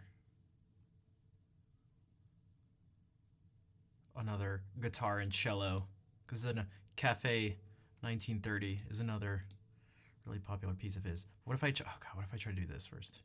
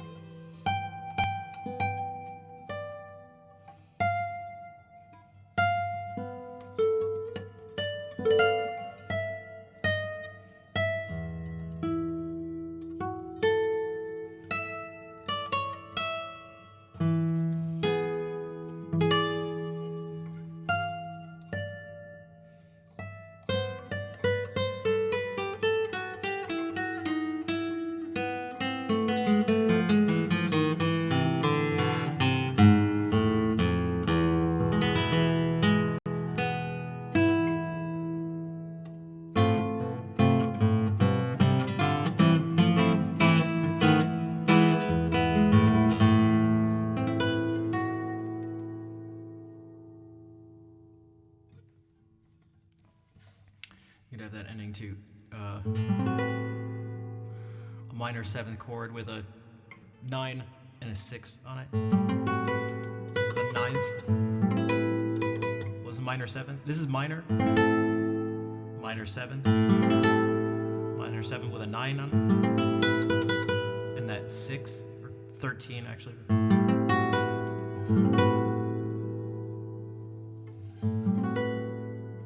Charlie, thanks for the hearts, and thanks, Kokoro. It's funny you say that because we've been listening to Piazzolla for the last hour, and so in between pieces, I've been trying to do my own Piazzolla-esque improvisation. So that's what that was. Maybe we can do one more. And at this point, I'm hoping, or I'm wondering. Well, maybe we can actually get some feedback. Is anyone here starting to like hear the sounds of Piazzolla, even if they don't go, oh yes, you're playing this scale degree and this chord happens, blah blah blah? Are you starting to be like, oh, Piazzolla, okay, Piazzolla.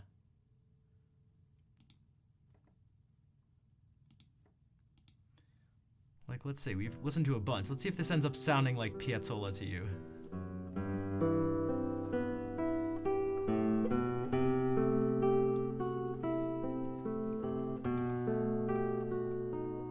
That is quite the big fret marker.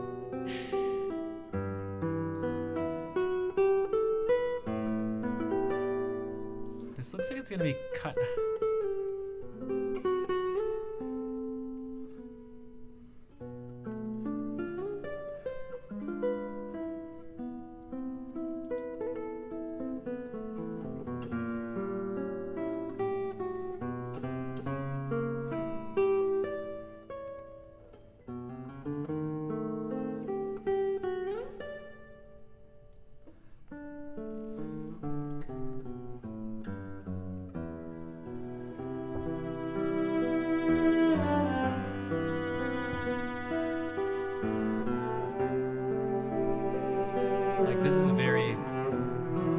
This is very similar to Oblivion.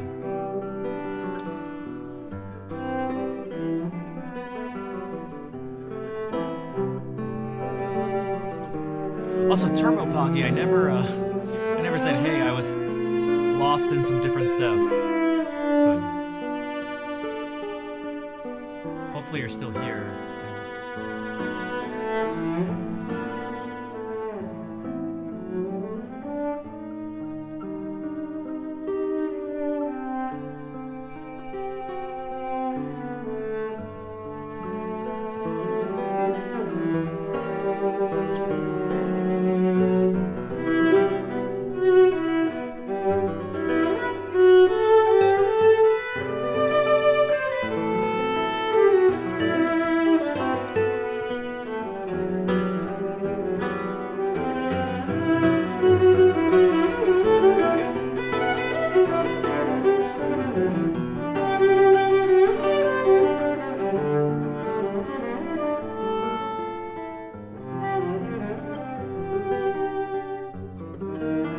Blackberry, you would notice that.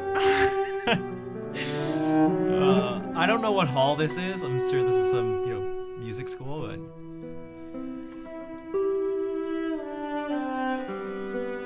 yeah, I don't know.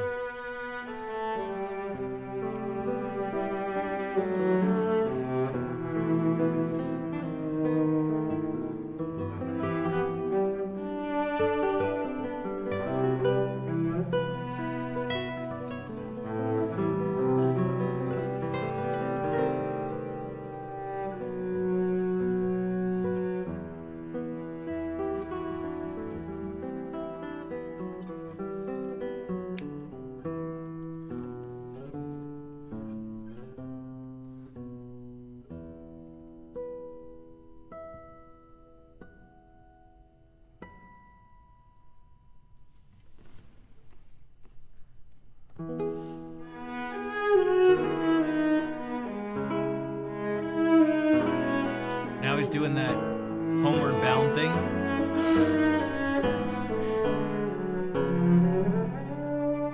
That didn't really sound the same. I mean, it's not gonna sound. These are different pieces. You thought of Oblivion? We actually just listened to Oblivion 2 pieces ago.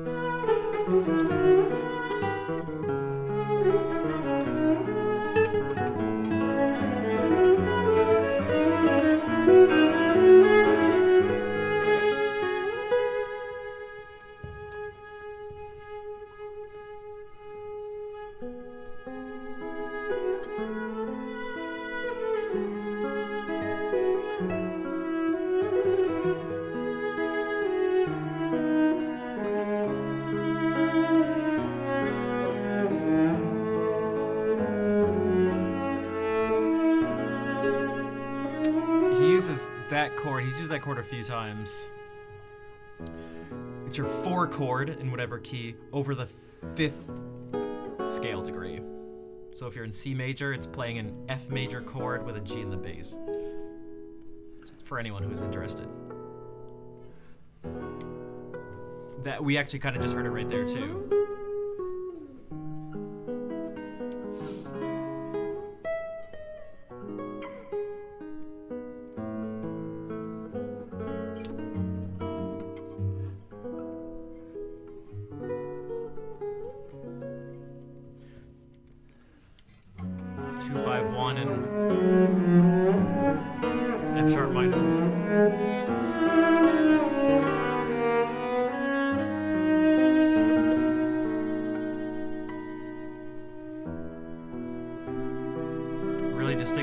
Exactly.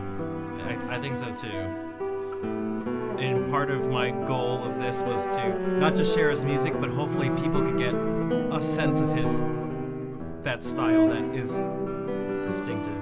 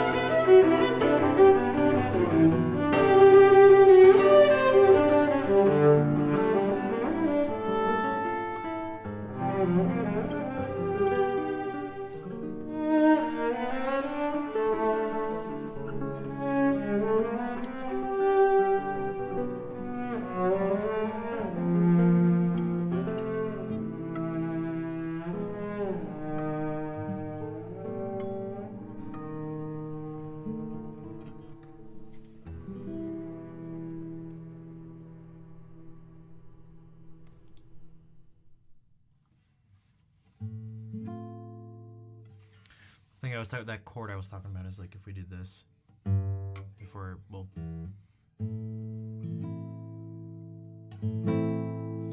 I never hear it in a minor key. What? Oh, it ends up just at.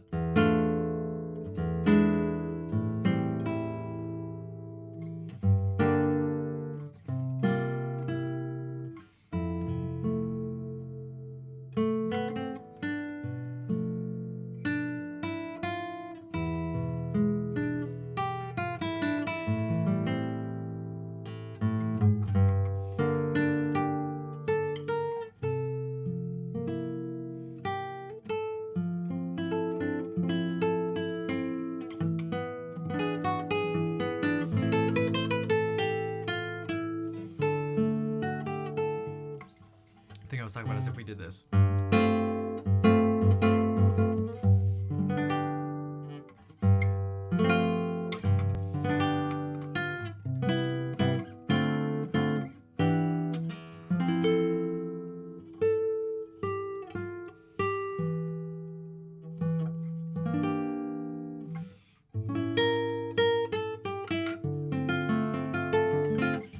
That's a little move he does sometimes. Now that I think about it, that looks like this. So we're...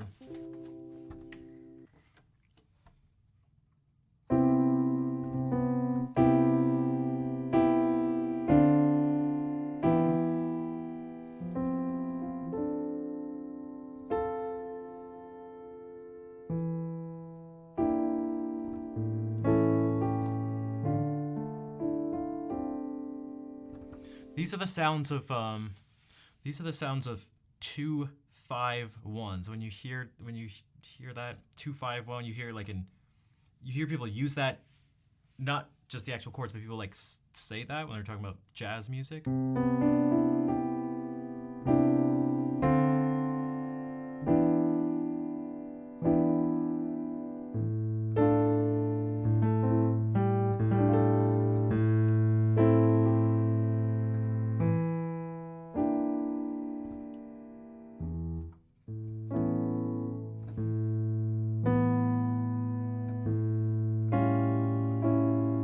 Also, he seems to really like these 13 chords. So what is that? If you start from any note, essentially count up 6, but 1, 2, 3, 4, 5, 6, and you play that note. So that was this. 1, 2, 3, 4, 5, 6. So it could do. But in these, the one that brings your shoulders up even more is if instead of doing this 1, 2, 3, 4, 5, 6, you 1, 2, 3, 4, 5, 6, but it's lowered one, so you get whoops.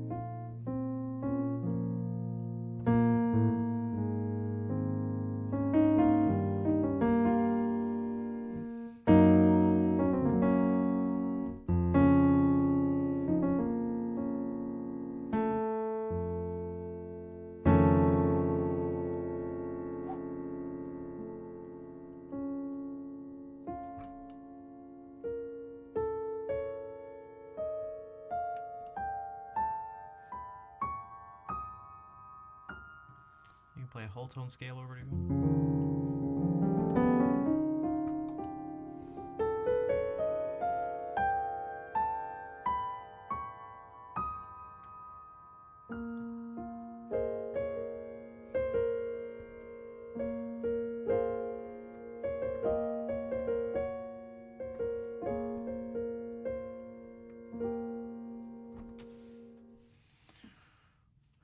So that is some Astor Piazzolla.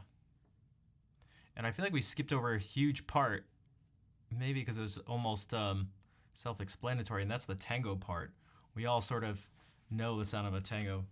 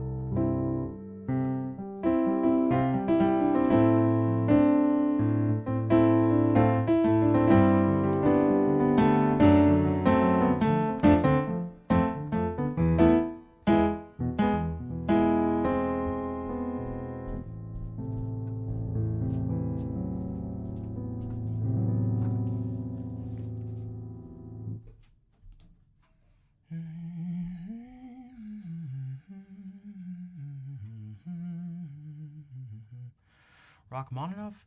No.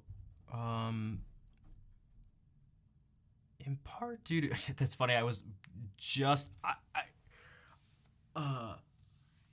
literally just was it Rachmaninoff?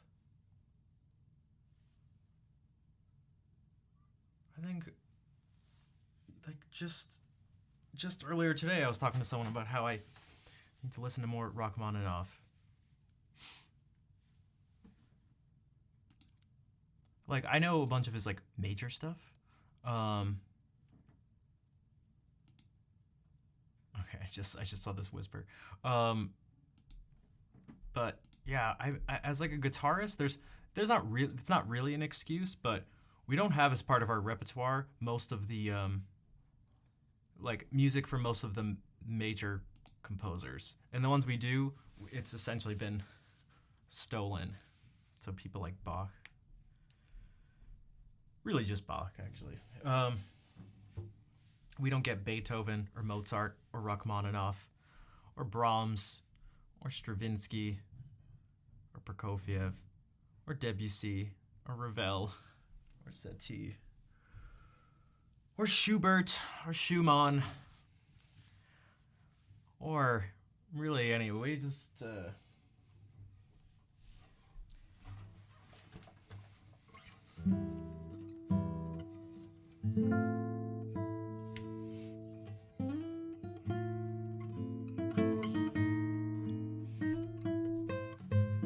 we get Tarrega, but he's a guitarist. So I feel like this piece, Marietta, I feel like has a similar feel to not actually rhythmically a similar feel, but a similar sort of color to the pieces we've been listening to. I mean, for one, it has this thing, this.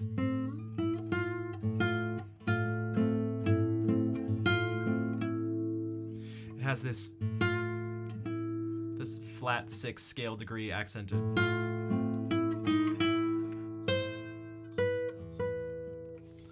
Dolcedano, maybe that's what it is.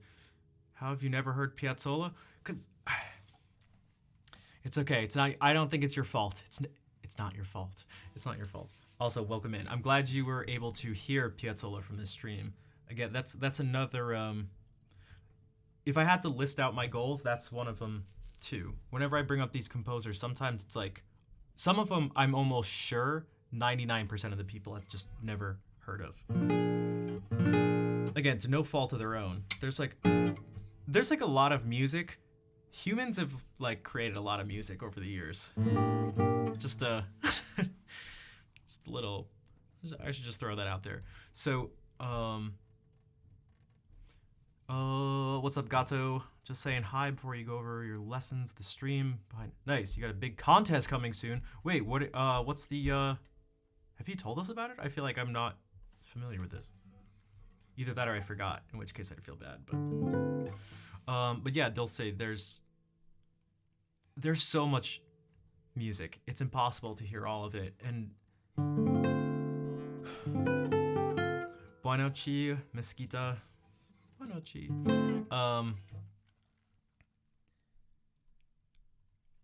It's one of the reasons I struggle to keep up with a lot of popular music and just stuff right now that's being made, because there's just like so much that I feel like I need to catch up on. So I try to balance things out.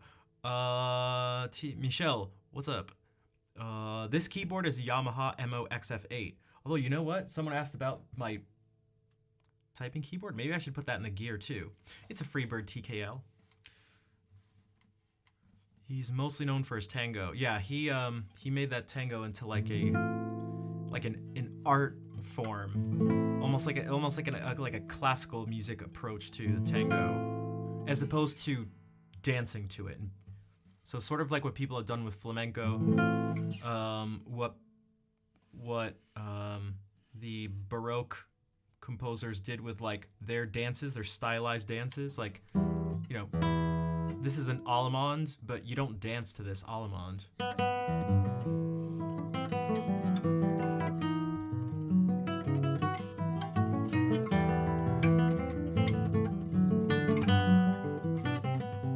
Bonsoir, Benimaru.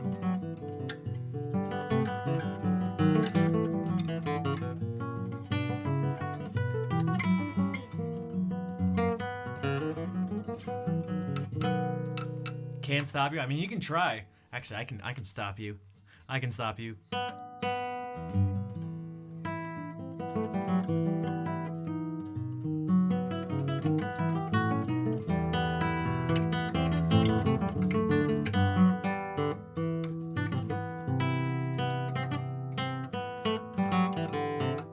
Okay, I'm gonna stop doing that. That's like messing me up. Hey, thanks, Michelle.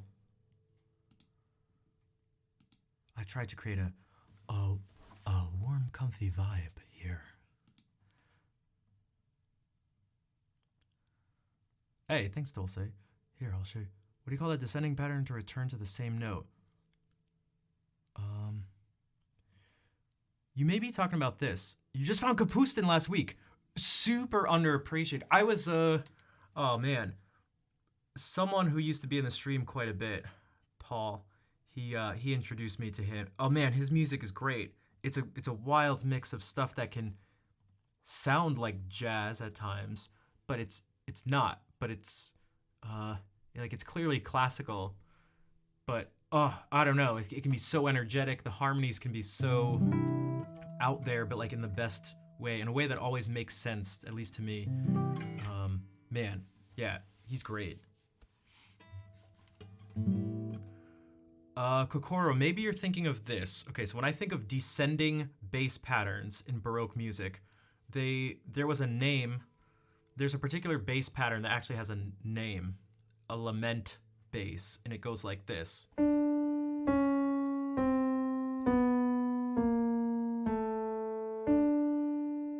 That's its like purest form. And what you can like often hear, you can often sort of hear it like this. What do we do this in D minor? So it could be like this.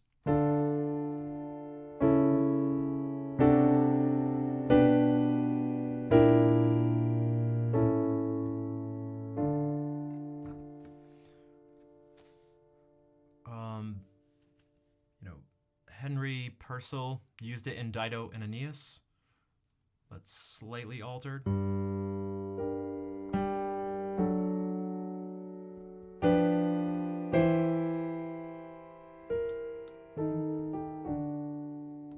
Because then he goes.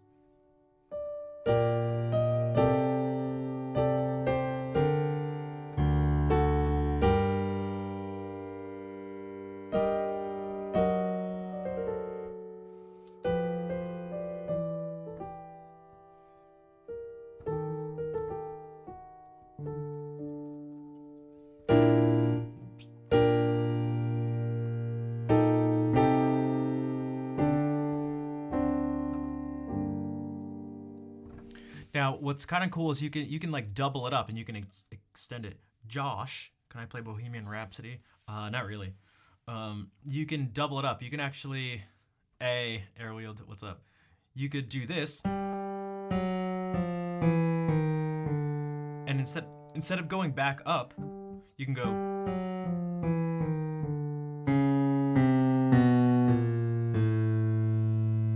This one's a difficult, the very last note is sort of difficult to deal with.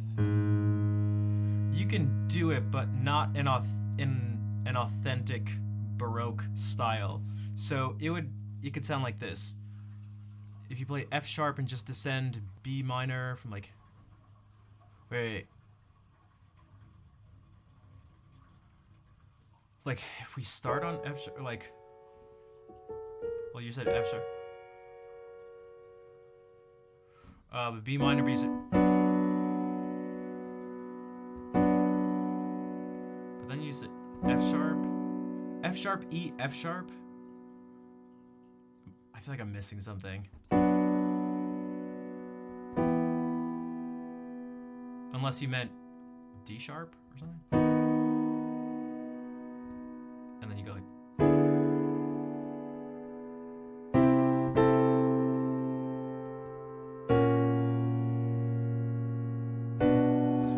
that's a way to stay in B minor. But here's the thing you can do here. You can double this thing up. So instead of going...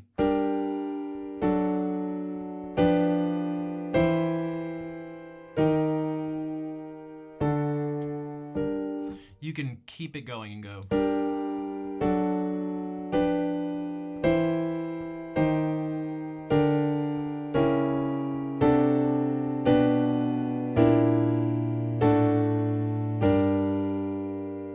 So I skipped this one last note.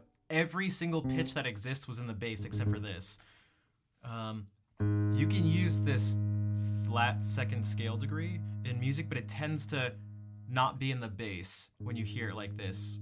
It tends to be in this situation. Wolfric with the tier 2 sub for 26 months. Wolfric, thank you for the sub support for 26 months. At tier 2 on top of that. Thank you.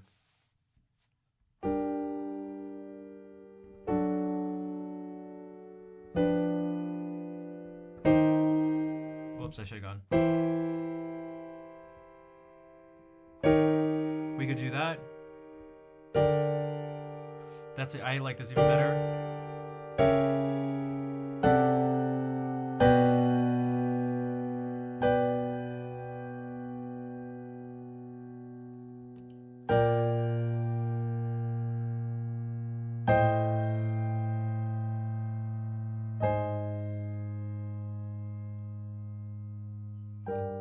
See, like, doesn't quite work. Do I have Discord? Yeah, do !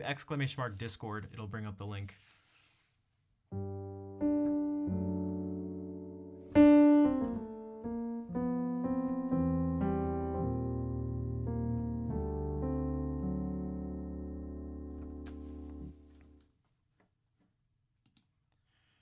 Kind of random, but what if I just do Dido's Lament? We don't need to warm up. I don't need to warm up. Warming up is for suckers. And chumps. That's right, chumps and suckers. All you have to do is just be sad enough, and then you can do this song.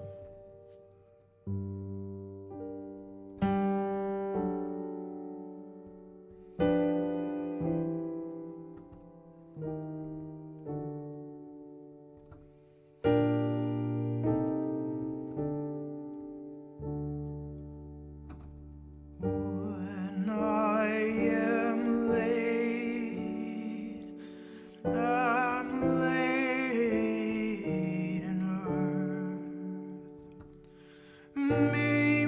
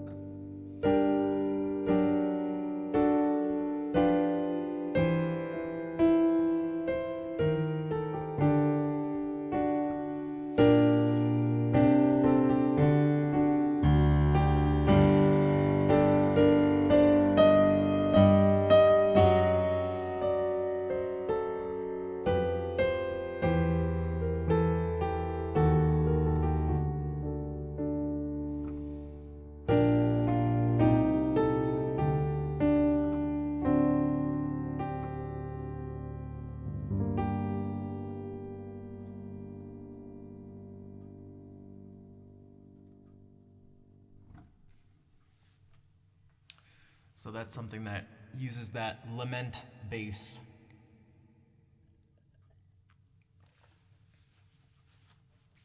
I think it's pretty clear why.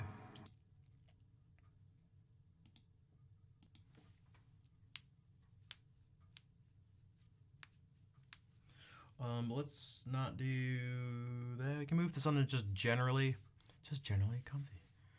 If you DM, yeah, go for it. Hey, thanks. So what? Merci. How are you doing today?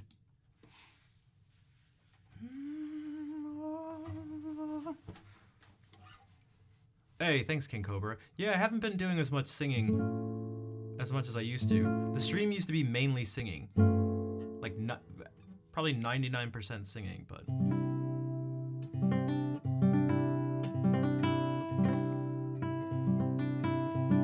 You're fine? That is good to hear.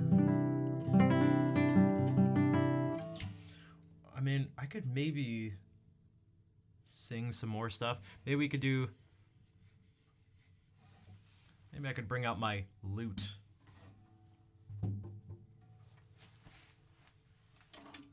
Okay, this is a totally real lute.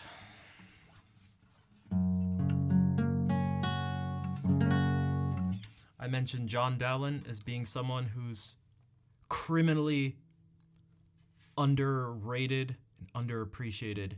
So, Johnny D. Let's do some music for ya. Oh, that would just be fantastic, Schnaff. Oh, okay. You're welcome. Oh, I think that'd be lovely. Absolutely lovely.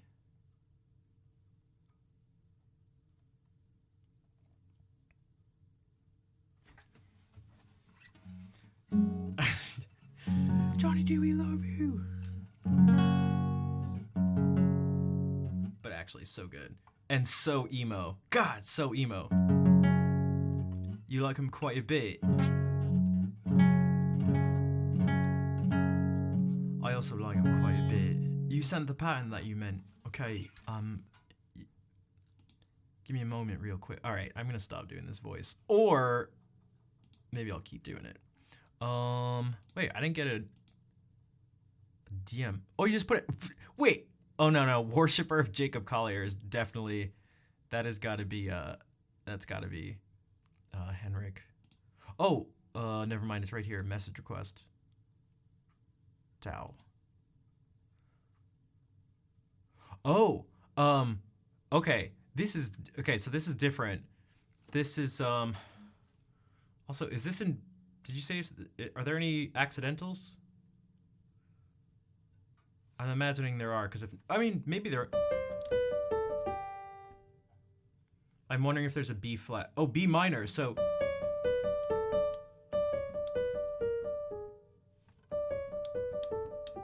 Are you sure it's not G minor? G minor would be this.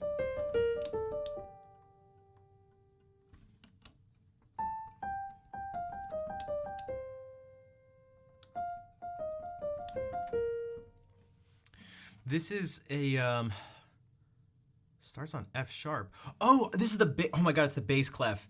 This is so I can't. So for those who you cut it out. Okay, all right. Okay, that makes more sense. All right, so it's actually this. All right, yeah, that's the same thing transferred over to. Yeah, so this isn't the only thing you could maybe give it a name, like in terms of giving it a name, is that you can call it like. You can describe it as being a wedge because it looks like a wedge. It'll actually even look like a wedge because no one can see it but us. We can show it. So it looks like this. So it literally just looks like I'm drawing a wedge with notes. Hola, Fer. What's up? Ooh. If a fugue subject uses this, you can call it a wedge fugue.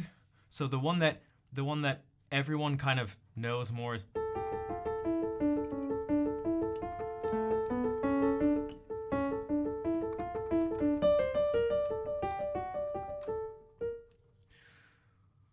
And it can just be a way to, so instead of doing this, to go back to yours, instead of going,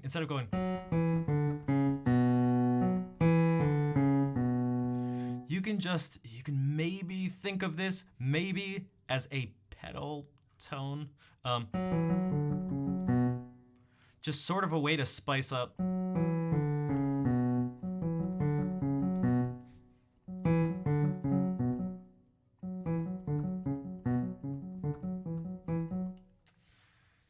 Without thinking of that groovy 90s synth version. Wait, which one? Did we watch it here? I feel like nothing's even coming to mind for that. Also, except DM. You guys want to see a gnarly wedge fugue? This is one of my favorites. Oh my god, it's so good. It's not any of those, but E minor, prelude and fugue. Why am I doing it? Okay. Well-tempered clavier.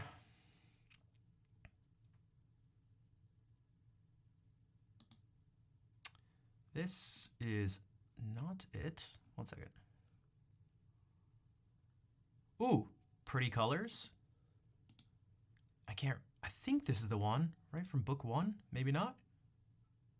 I mean, we'll find out in a second. It's so sick though if it's not.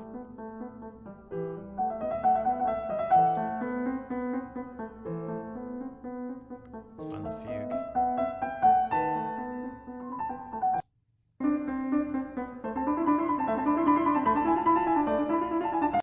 Okay, it is this. Okay, look, you can already see the wedge here, right? So what we're getting, we don't want to ruin. Wait, what do you mean? Oh, you don't want to like permanently ruin the song? Oh my god, I know what you mean. That's like if you ever hear a parody version of a song you actually like, it essentially gets ruined. So basically Weird Al has ruined so many songs, but whatever. So if we do this. Now this is a little different, but it's still this wedge thing. So that looks like this. That's the wedge. So really what this is, by the way, oh, it's actually really nice how, ooh, the colors aren't exactly the same, but boy, they're kind of close. At least the E's are blue. Look at this. It's just this rotated 90 degrees.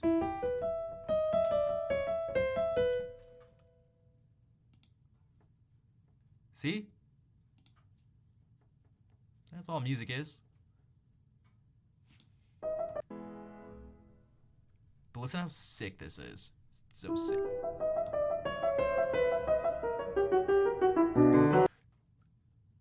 But what it is just instead of going, it just sort of ornaments it a little bit, makes it a little fancier. If only I could play the keyboard. Right, so it's really just doing that, whether it's in the bass, whether it's part of this fugue subject, whatever. It's still just that. And thanks, George. I'll check it out. All right, right? So sick. Okay. Yeah, I get hyped up about fugues. Here it is in the bass.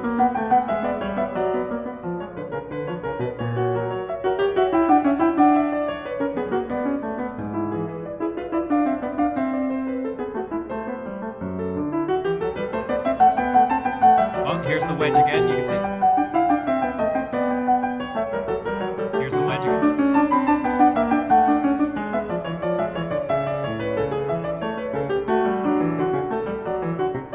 Sequence. Here's the wedge. Wait, are you really? I'd love to play this one day.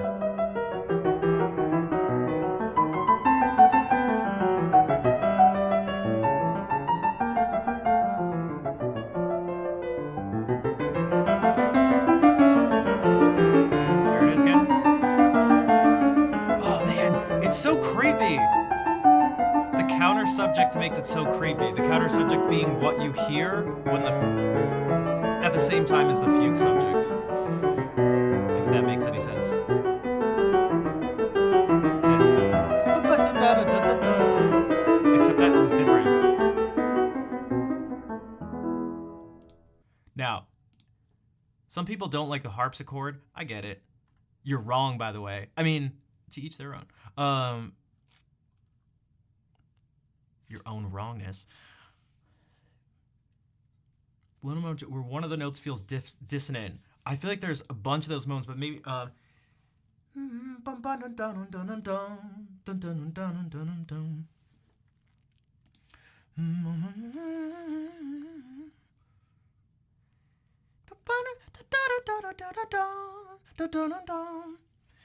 if you're talking about those notes that are held out like that, that is such a simple but effective little move to do. Harpsichord is dope. Exactly. All right. Your opinions are correct because they're my opinions too. The G minor fugue from book 1 has the subject inverted. Oh yeah, I can't remember them all exactly like that, but he does some. I mean, there's just crazy stuff that he does. Rarely do you ever see a fugue that's just like subject answer. It's just like that's, even though that's like the textbook thing for a fugue, it like doesn't really do it that much. Also, another thing that if you go, that's different.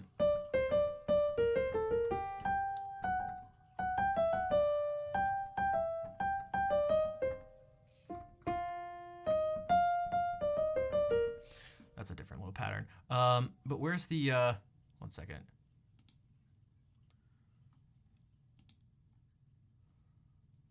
This might be difficult to find. Oh, blah, blah, blah, blah. Yeah, this may be a tiny bit difficult to find. Let me do it. Actually, I can do it. Well-tempered clavier Girubach. Okay. Book 1.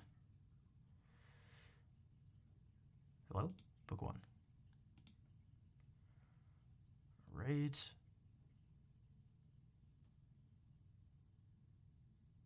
Why is it like not loading? What is this? 1998? Okay,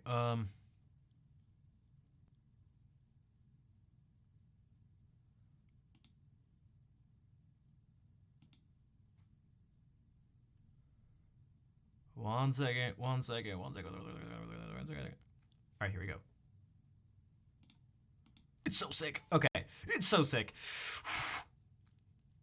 Especially if you play, like, this to me is like just menacing. This is like boss music, kind of. Ready for some boss music?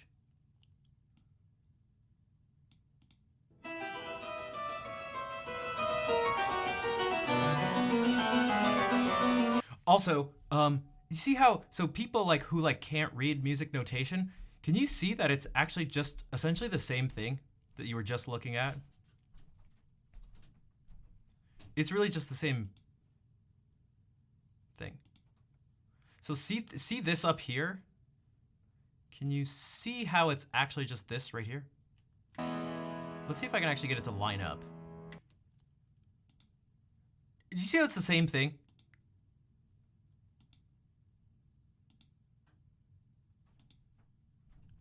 This one just has lines, essentially, for precision. Lines in these, like, this hashtag lines and this sharp sign and natural sign and stuff for just precision there. But it's just this.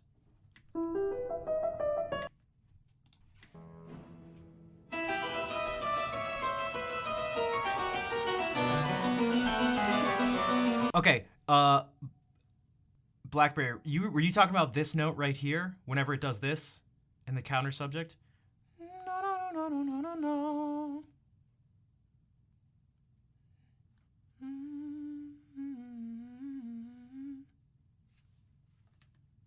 All right. Okay, I won't pause it this time.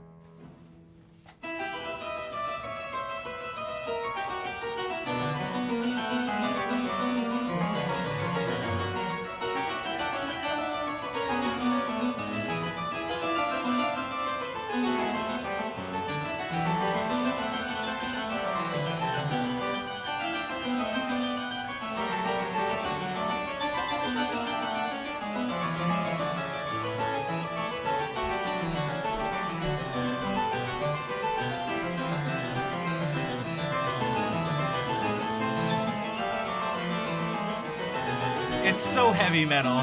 It's so heavy metal.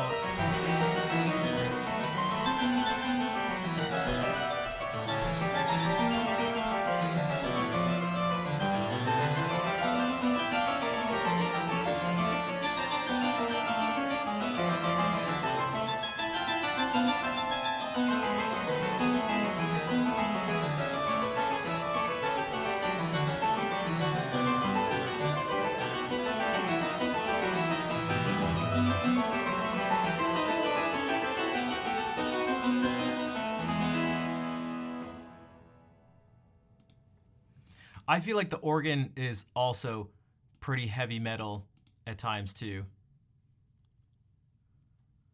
C sharp against something in the bass. Okay, it wasn't. But yeah, this that's what you're hearing here. This or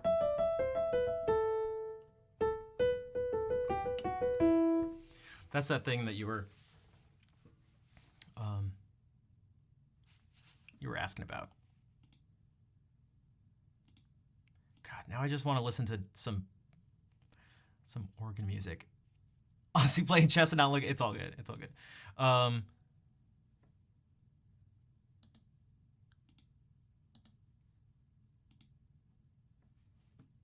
Okay. I could either play organ music or it's 9:30. It's 9:30. I'm gonna go back to the guitar. We'll chill for the last 30 minutes or so, unless something crazy happens. But oh, that's what I was gonna do. Johnny D. Johnny D. Sorry, dude. Yeah, not a problem at all. Schneff. Okay. Hey, John. Why is your accent changing?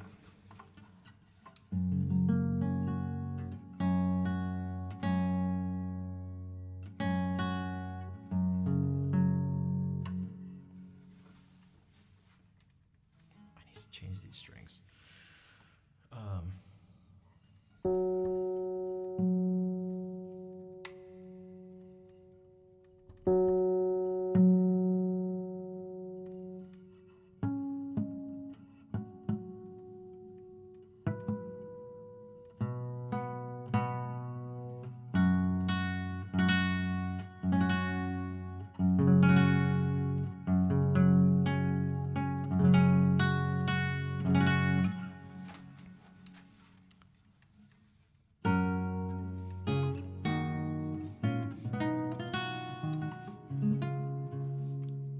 This guy was such a hopeless romantic. It was in 2019. I asked that question because for those who weren't here at the beginning, I went last night, and dude, my forearm is so sore. I had a fun time, but my forearm is so sore.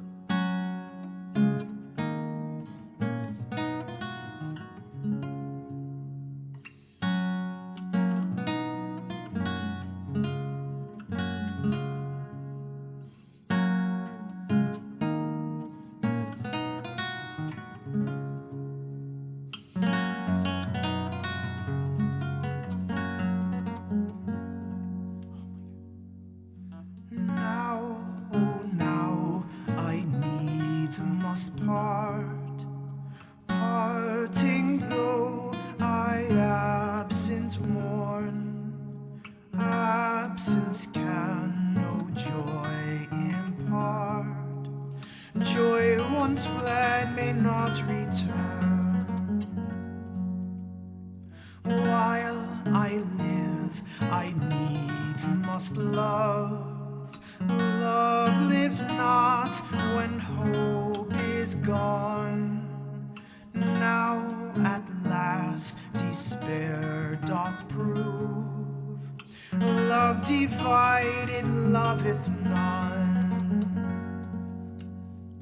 Sad despair doth drive me hence. This despair unkindness sends. That parting be offense, it is she which then offends. Dear, when I am from thee gone, gone are all my joy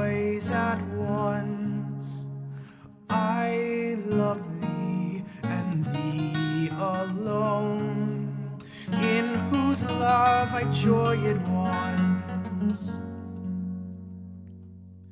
Now at last your sight I leave, sight wherein my joys do lie, till that death do sense bereave, never shall affection die. Sad despair doth drive me hence, this despair unkindness sends. If that parting be offense, it is she which then offends.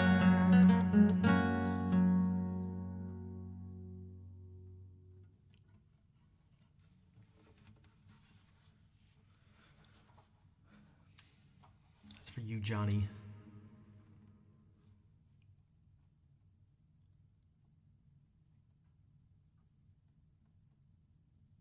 What about this? This one's, oh man, this one's like one of the best.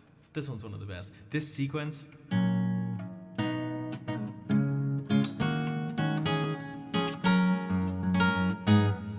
I'm gonna have to get used to turning the page with my foot right in the middle of it.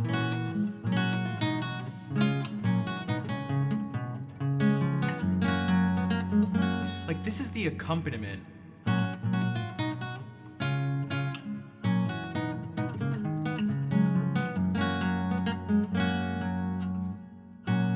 With thee again in sweetest sympathy, with thee again in sweetest sympathy. Like, it's just so. Come again, sweet love doth now invite. Thy graces that refrain to do me do delight. To see, to hear, to touch, to kiss, to die with thee again in sweetest sympathy. To see, to hear, to touch, to kiss, to die with thee again in sweetest sympathy.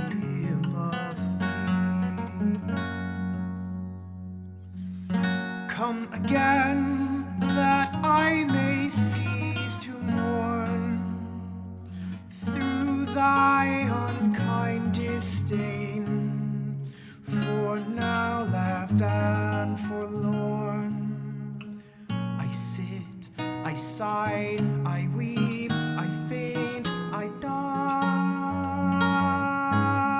in deadly pain and endless misery.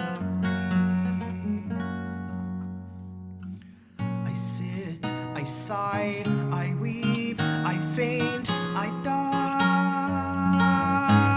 in deadly pain and endless misery.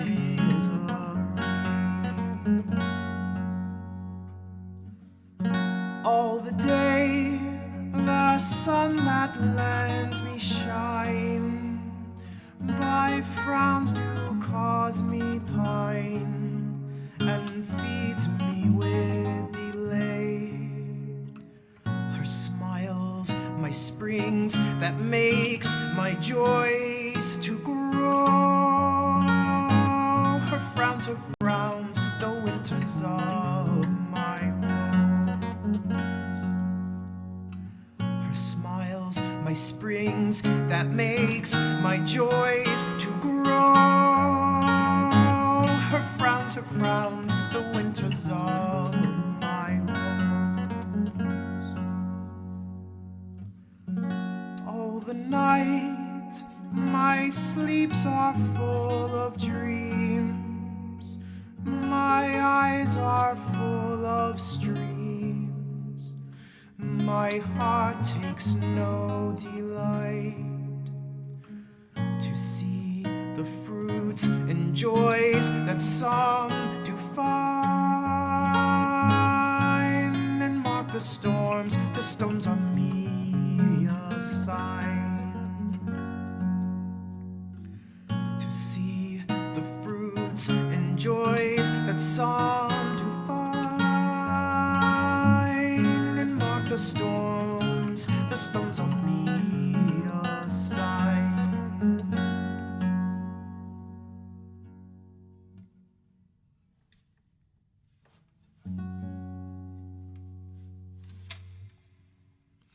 Oh, Johnny. Oh, John.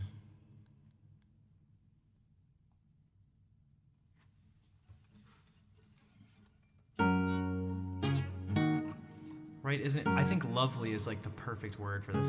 And so the one I did 2 songs ago, this is the instrumental form of it.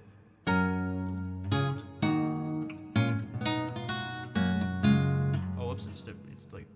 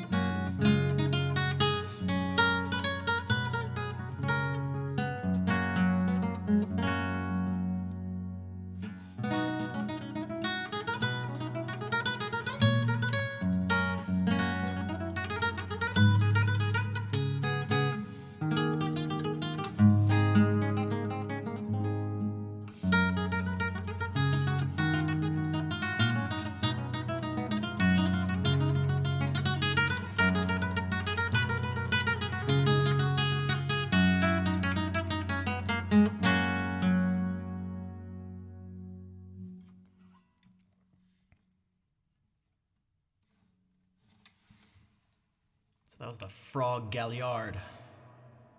And now,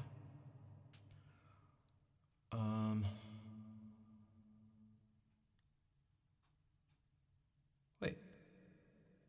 Why is this in alphabetical order? What? Oh, because I clicked the wrong thing, that's why.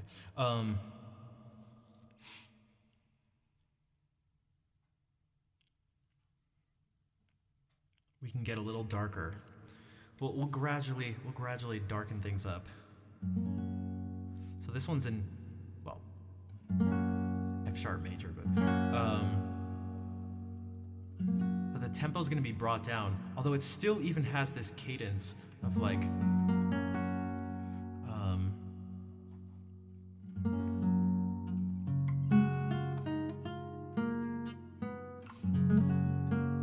you're still gonna hear the same type of cadence.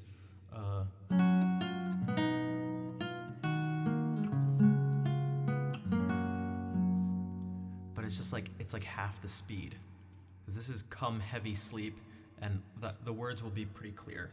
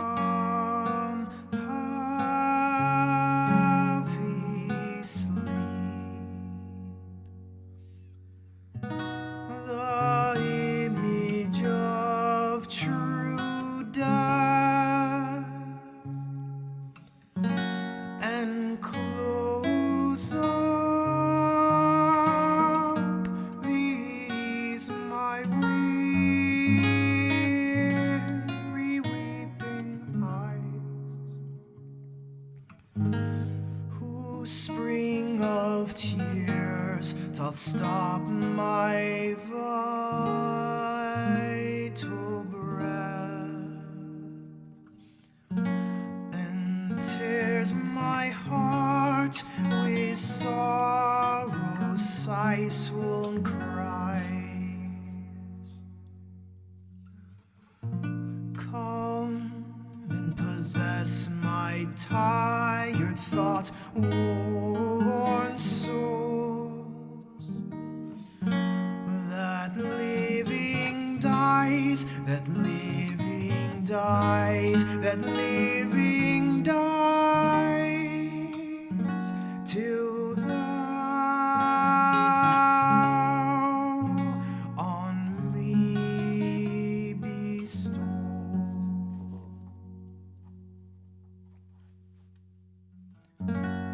Come, shadow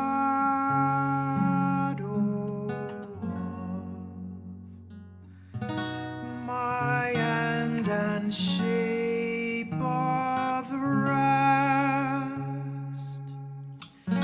allied to death, child to his black-faced night. Come thou and charm these rebels in my breast, whose waking fancies do my mind affright. Oh, come sweet sleep, come, or I die forever. Come hear my last, come hear my last, come hear my last sleep calm, or come never.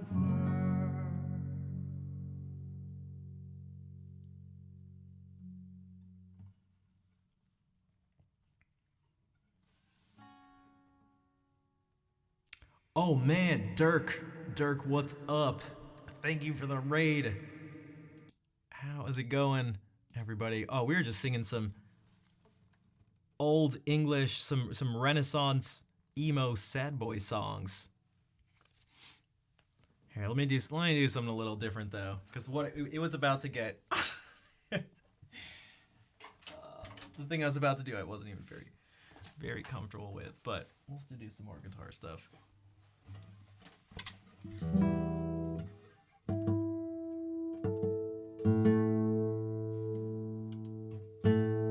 Welcome, everybody.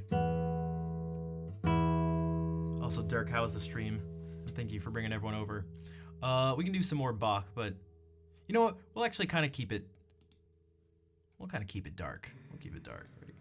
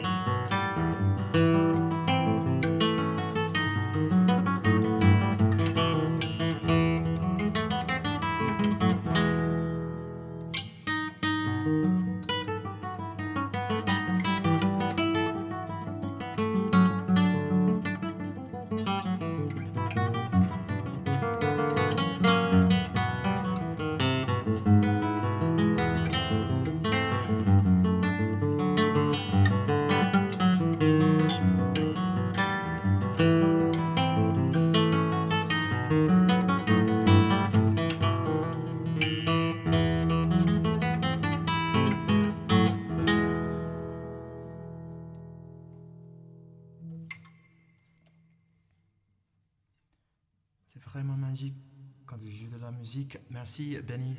I'm glad you like it. Also, Dirk, thank you again for the raid. And for those of you who stuck around. And Via for the follow.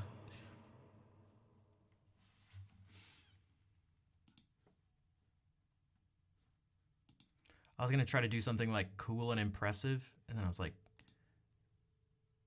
nah. What if I don't do that?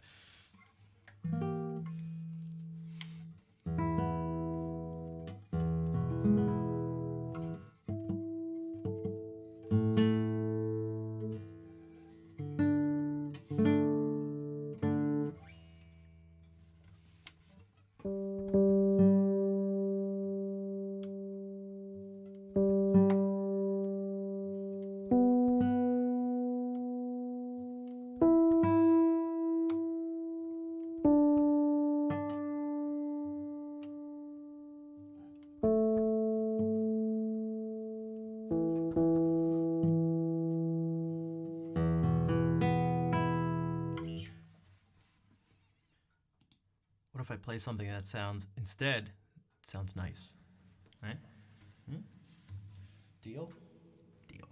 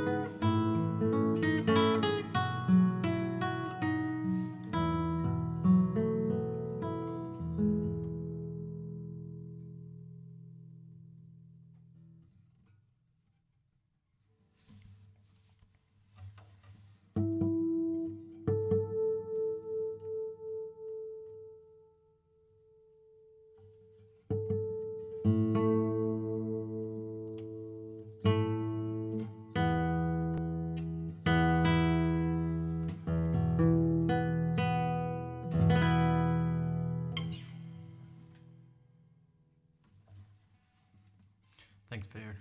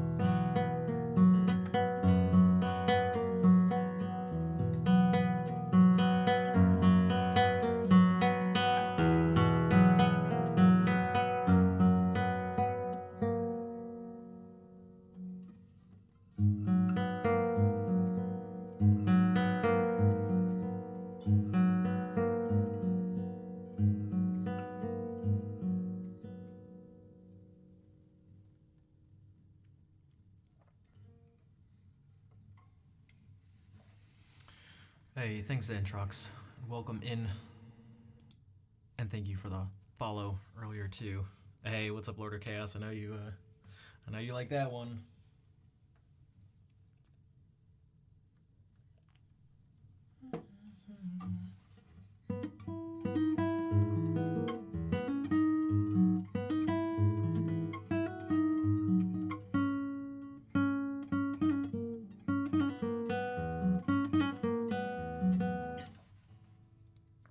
Thanks for the claps, everybody.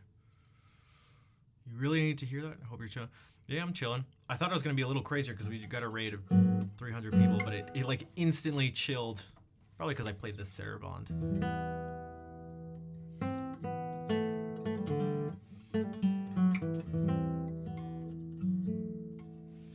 Um, My hand is pretty tired. Again, I think the bowling had something to do with it. So I don't want to push it too hard. I was trying to really feel it. Well, I was trying to really feel it.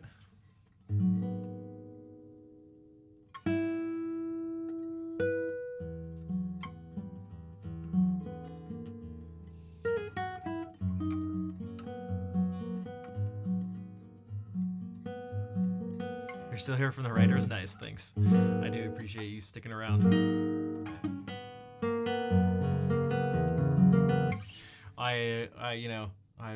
It's become quite clear over the years that this type of stuff is not the the most sought after, most popular thing on Twitch. So, oh, you too. Oh, Ender, you were the one who followed right after the raid. So.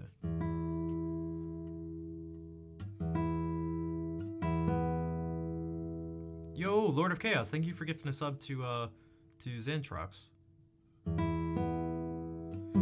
Yeah, I've had to sort of accept and come to terms with the fact that at least for now, that's just gonna kind of be how Twitch is. I was actually watching a Devin Nash video, and it was put in this way, or it was sort of explained in a different way. The same point was explained in a different way. He was talking about advertising on Twitch and how a lot of advertisers, well, don't like advertising on Twitch.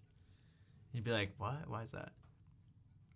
And the way he put it was so funny. He's like, most people, like, that are watching this stuff, like, aren't gonna buy things that are advertised to them. And if you think about the general, like, and he brought up, like, companies, like, think about, like, Johnson & Johnson or Lexus or something like that. And then it's like, think about the typical Twitch chat viewer and stuff, like, how much how much do you think they're going to be influenced? So, like, the companies come in like, wow, there's, we can advertise to all these people. And then it's like, oh,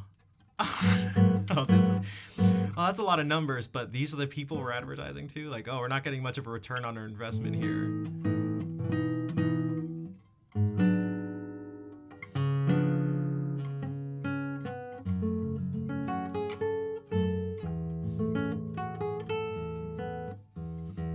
What's up, Gooby? Let me do this to give my hand a little break too. I'll just do, speaking of chill stuff, we'll do this. A classical guitar vinyl today? What's the music? Like, who's the guitarist? What are they playing?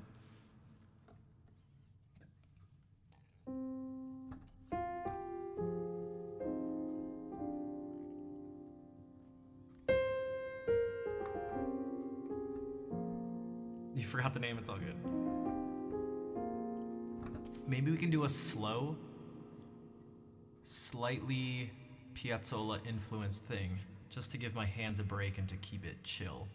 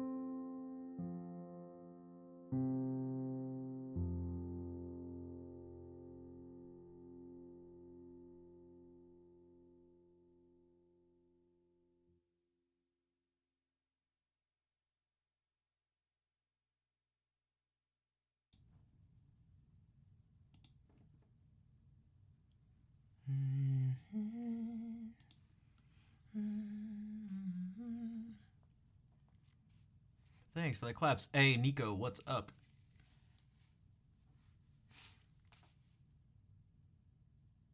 Xantrox, if you're still here, take care. Thanks for hanging out. Thanks for the follow earlier, too. For classical guitar, I know, this is a weird sounding classical guitar.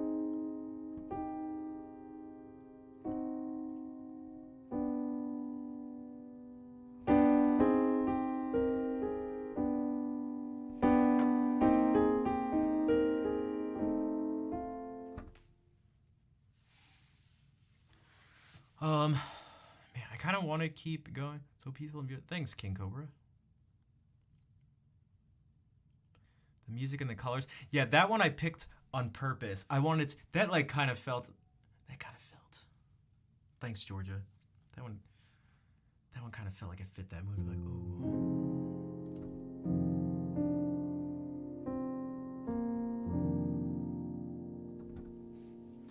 Maybe I can do something. Again, I feel like I should head out, but this is something I try to actually bring up other times on the stream where it's like, man, if I feel like people are here and like really enjoying the music, it is like hard for me. It's kind of hard for me to actually not stream. My energy and everything, and it's just actually tied so much to the stream. It's like maybe actually not the best, but it's a double-edged sword, I guess you could say. Yo, what's up? Scare me now.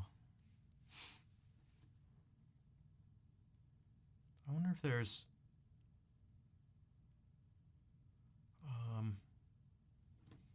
like a different sound that we can use to kind of do something different, but that's still.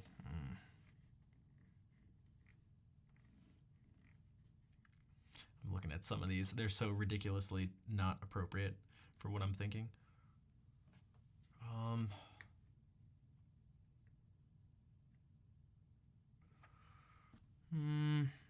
We could try this. So I wonder what happens if I do this.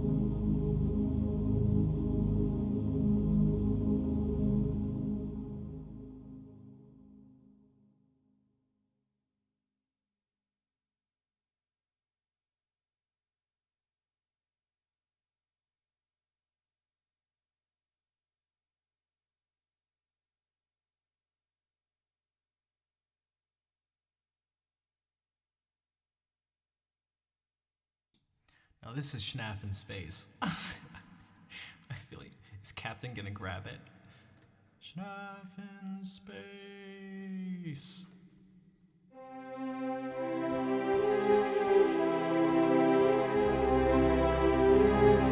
Schnaff in space.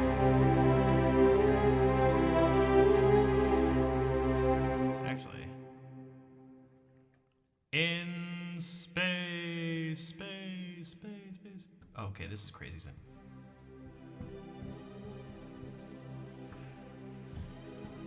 If you want to go to space,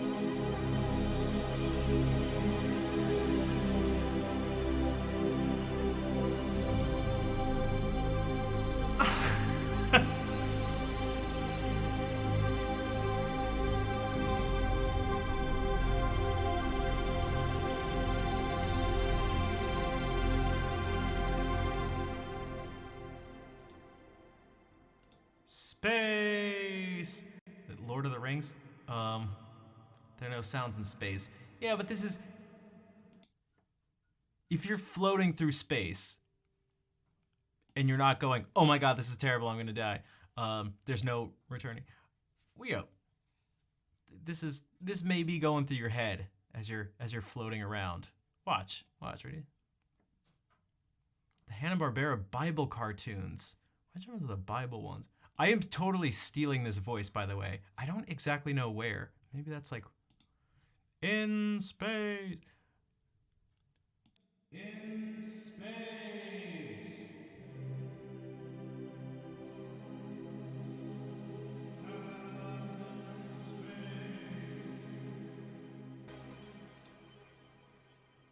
We haven't done one of these in a while. One second.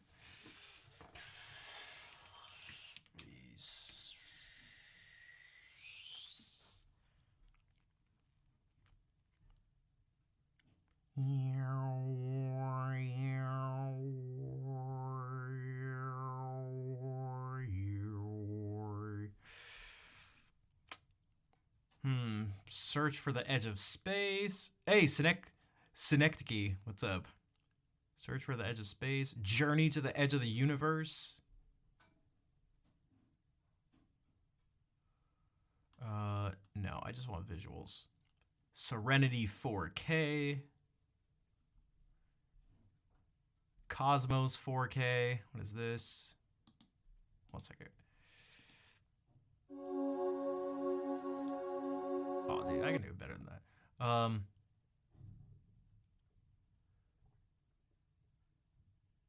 This looks kind of repetitive, though.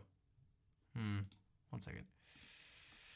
What about Starscapes 4K? No, that's on the ground. All right, we're just doing cosmic relaxation. Wait, is pigs in space a thing? Because if it is, that's me. Oh, wait, I feel like that's a thing that I'm thinking of. Closed captions, no. Settings. It is okay. Then I'm pretty sure that's what I was thinking of. Actually, speaking of, where am I typing? If not in this, what? Pigs in a blanket, pigs in space. Oh, the Muppets!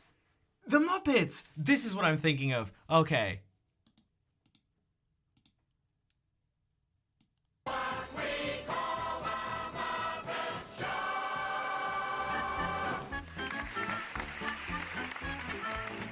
now, pigs in space. That's where I stole Featuring it the from. master of the swine trek.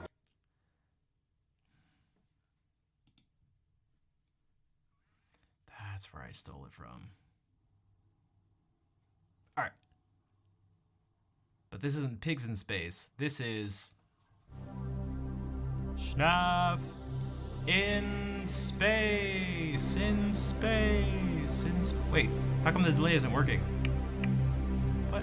Oh, I must have turned it off. In space. Schnaff in space.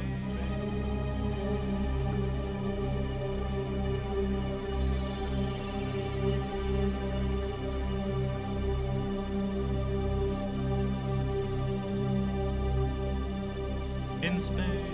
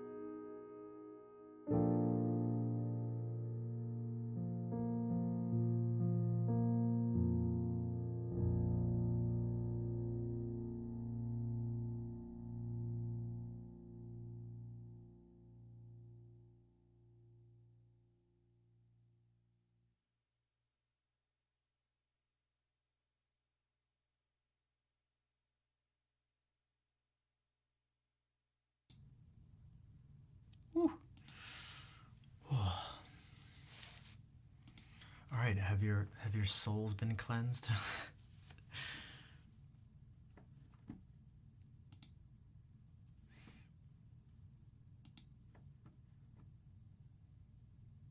You imagine it with me in a spacesuit flying in space. In space. Oh my god, this sounds so loud now. Oh, it's so clear. Yo le grillo. How's it going? Yes? Nice. Good Noodle Mom. And speaking of hearts from Good Noodle Mom, I'd say it's probably best to play the ending song. In space. No, okay, we'll do it down to earth. Vol, thank you for gifting a sub to Good Noodle Mom. Thank you for even more support today. What are you doing awake? I don't know. I feel you though. You're not the only one. You're actually who here is awake at 4 a.m.? Oh man. Well, awake at almost 4 a.m. Not only are you not the only person awake at 4 a.m., you're not even gonna be the only French person awake at 4 a.m. Georgia, what are you doing?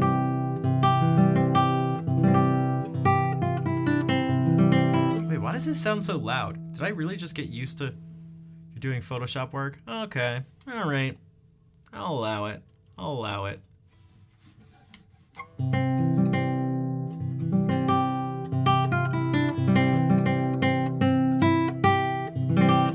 Change something? Why does it sound so... Oh my god, that whole time the delay was on. I knew it. This the delay channel was going, so that's why it was so much louder. It was supposed to sound like this. I knew something was off. Whatever.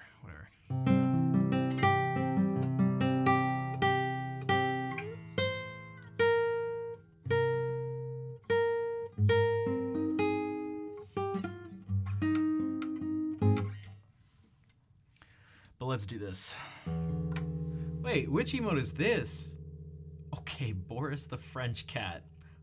All right, that's probably exactly what I should expect with that name.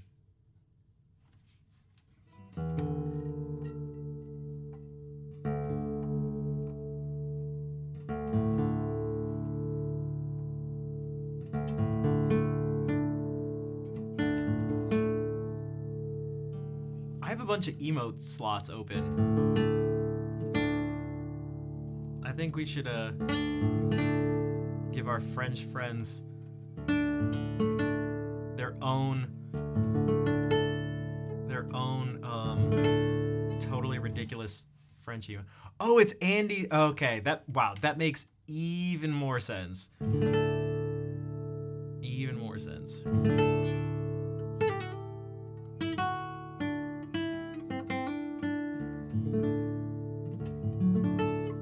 There's so many things I need to do. Right, because I'm sure they'd love an emote. I don't know exactly what it would be, but it would have to have a mustache like that, a beret, a baguette, all those authentic, genuine French things. Who here is up at 4 a.m. wearing a beret right now? Cuddling with a baguette. Okay.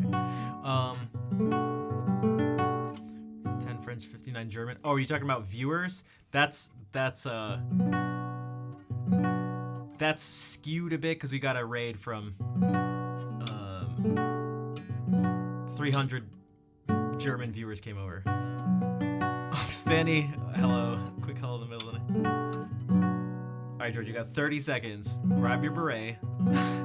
Grow a mustache really fast. A mustache like this.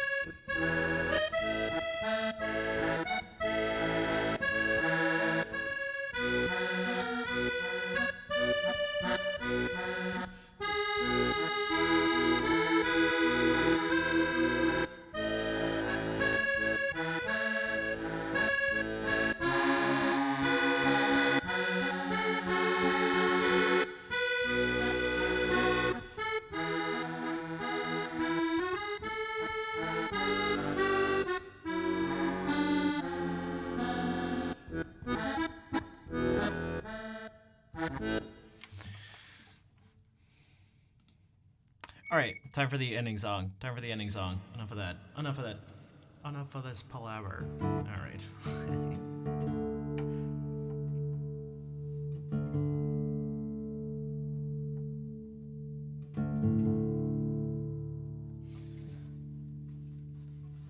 Enough of this palaver.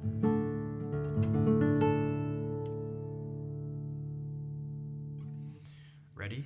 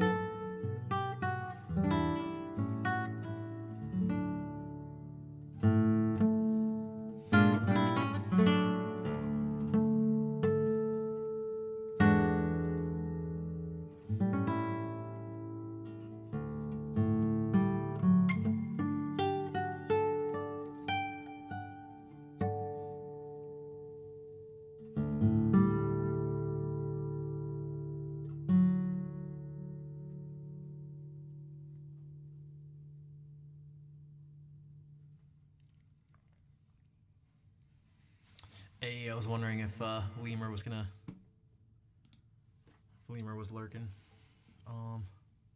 Mint, no! How did you just get here?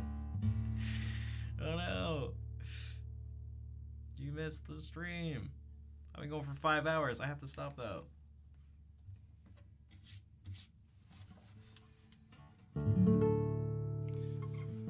We listened to Piazzolla. We did some Piazzolla improv stuff. Did some space improv. Some French improv.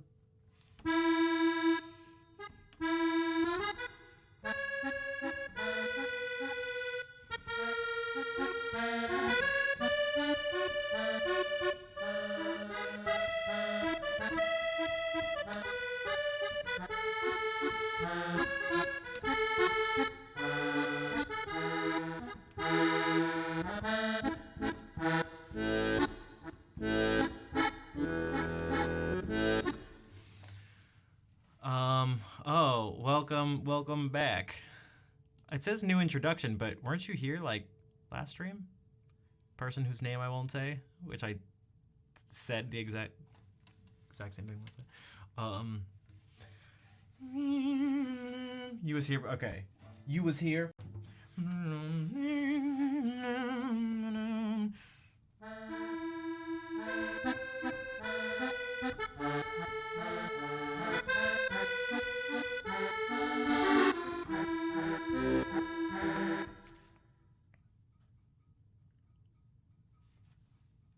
Wait a second.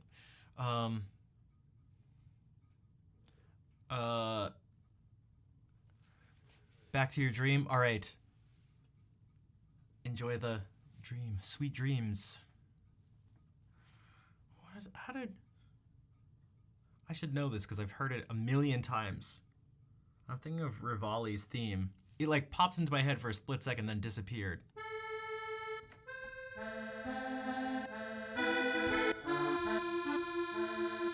Soda, what's up?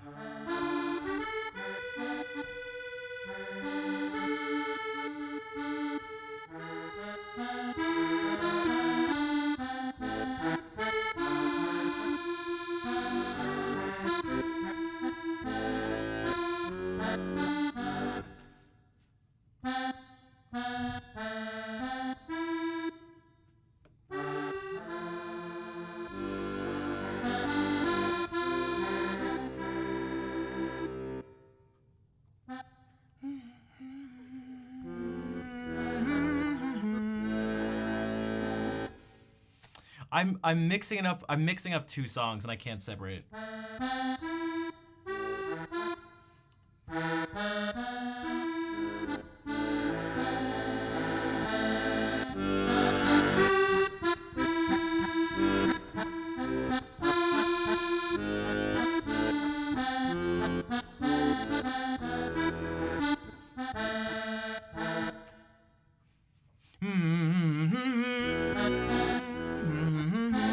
That's what it is.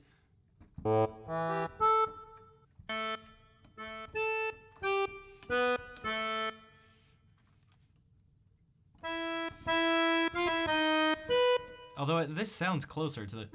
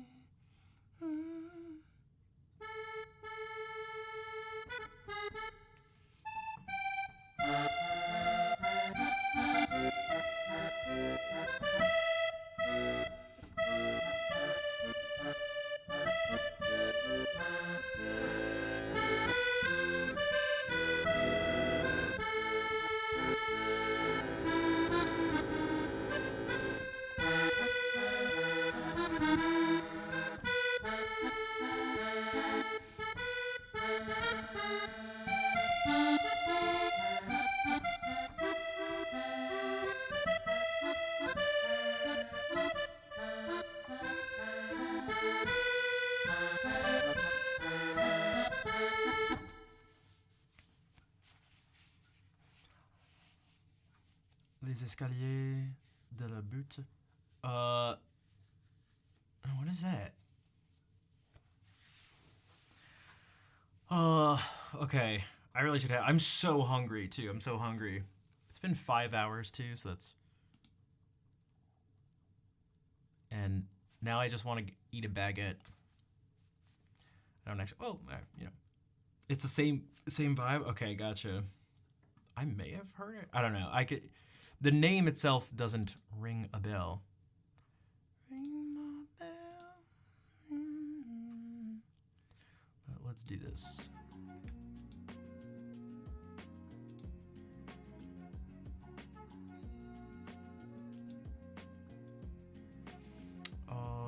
Okay. I'm gonna look for someone to raid. Also, my favorite part of every stream. We pass the basket around the pews.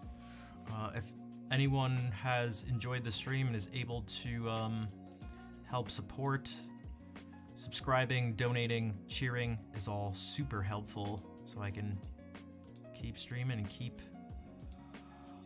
keep playing space music and overly stereotypical French music, right? And who doesn't want that?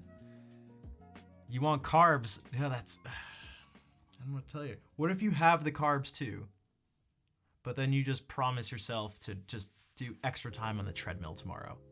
Am I right?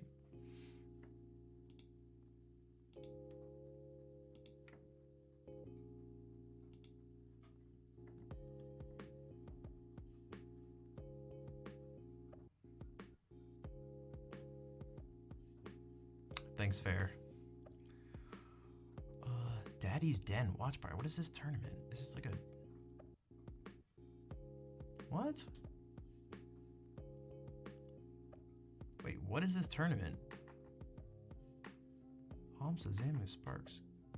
Squid? My former teacher? Just... Wait, did you? Wait, what the heck? Wait, how come it didn't show up? I see you have a badge now, but I didn't get an alert. And I don't see anything in chat, right? Am I crazy, guys?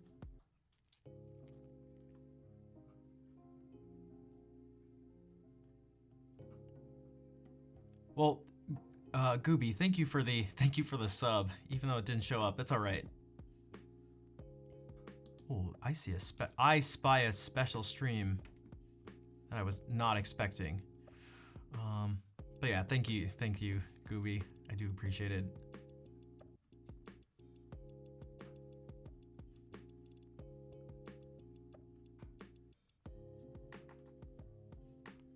So I think we're actually gonna raid Claire, cause she's streaming with Elena right now. We have In person. I was not expecting to see that at all. Jeez, speaking of subs, I've been subbed to 58-month streak, sub streak, and Claire streak. Jesus. Holy.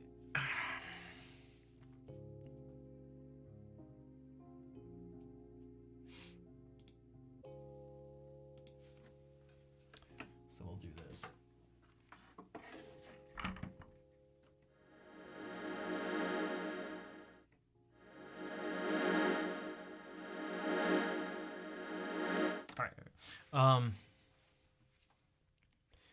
We can still do I guess we can still do the normal raid calls, or if you want to do something special with Elena's name in there. Space, yeah, this is just, it kind of did it on my own. The keyboard is playing the keyboard. We got you a keyboard so you can type on your keyboard while you're playing the keyboard. How come no one's done Pimp My Stream? Ederix, what's up? We heard you like keyboards, so we put a keyboard on your keyboard so you can keyboard while you're keyboarding. Oh, Exhibit, that's crazy! Oh my god, that's crazy! Oh my god.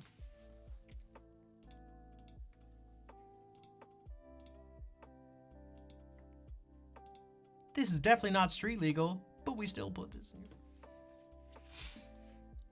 All right. I need food. You know what? You're gonna be killing it, Exhibit. Exhibit. Did you miss everything? You did. But the VODs all go up on YouTube the next day, so it'll be up tomorrow. Wait, is that an actual quote? I thought that was just like a generic. It just sounded like something that could be from Pimp My Ride. Do you happen to have the exact episode? But guys, that's why you need to be here. That's why you need to follow the stream. That's why you gotta smash that notification bell, even though I think it automatically does it for you. So don't smash it, because then that would undo it. But yo dog, your desk would have a killer exhaust system. You know what's actually kind of cool about Exhibit? He had a song that sampled Gabrielle Fauré.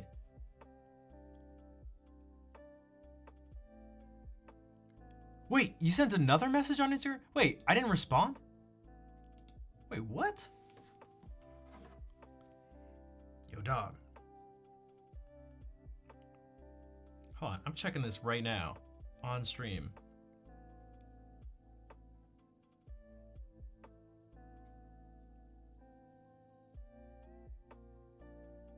Oh, okay. So, no, wait. Wait, hold on. What? I mean, I didn't respond to your response to this, but dude, how come Deadmau5 hasn't gotten back to me? Damn it, dude. Yo, Deadmau5. Message me back. How manipulative a series? Yeah, it was like, especially after streaming. I don't know. Everything on TV is fake. Everything's fake. You know what? This is fake. I'm not even real. I don't even exist. I didn't even just do that right now. Oh man. Does anybody happen to know what that's from? What's that from? See? I didn't even do that just now. I don't even exist.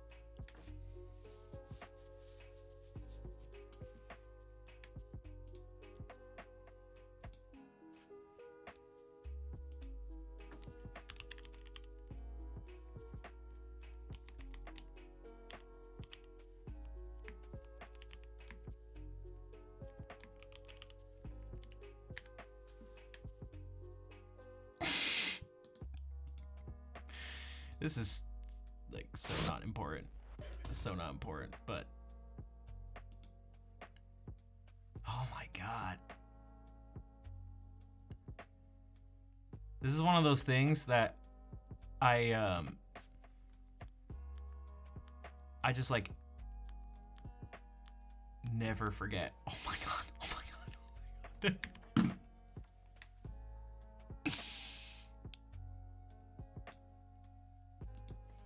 Tapes, they can do a lot of things. For all I know, that piss was digital. They get crazy with special effects. Look, check this out. Oh my god. I didn't even just do that. Did I? Do that? That piss was digital. They'll do crazy. I didn't even just do that. God, dude, I haven't seen that in like 20 years. Even though it's less than 20 years old, but you know what I mean. Oh my god.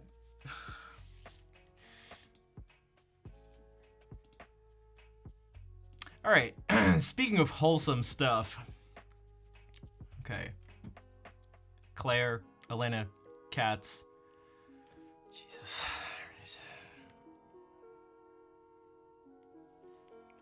I'm super advanced AI, which means I'm stealing other people's art. I just stole Piazzolla's art. See, I just stole from Chappelle's show. I just stole from Fair. Thank you, Fair. Let's just copy these. Let's just copy these raid calls and get out of here before I lose my mind. Hey, how's it going, Nova? It listens. It has predictive behavior. It generates new content.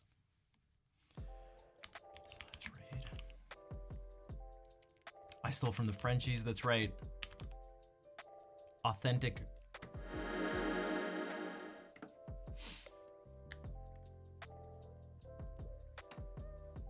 Authentic French music. Thanks, man, and thank you for being here. Sorry, I mean, but you're like, well, it's daylight savings time now, so you're like 13 hours ahead of me. So the schedules like don't line up very well. But by the way, what switches? These are actually, they're actually Gateron Browns.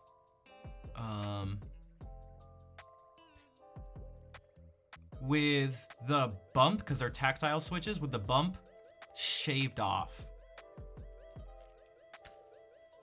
I feel bad because guys, I'm always in Mint's stream, and you have like the tuck in command thing, which is so funny. I don't have a tuck in command, but actually, let's do it super fast.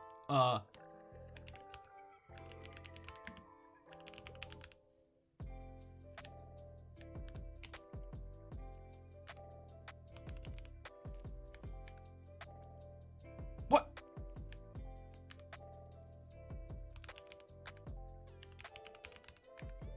If you guys want to see someone, so Mint plays piano. She likes sight reading a bunch, does classical stuff, anime things, some video game stuff. If you want to check her out. But I have to head out for now. Thank you all for being. Oh.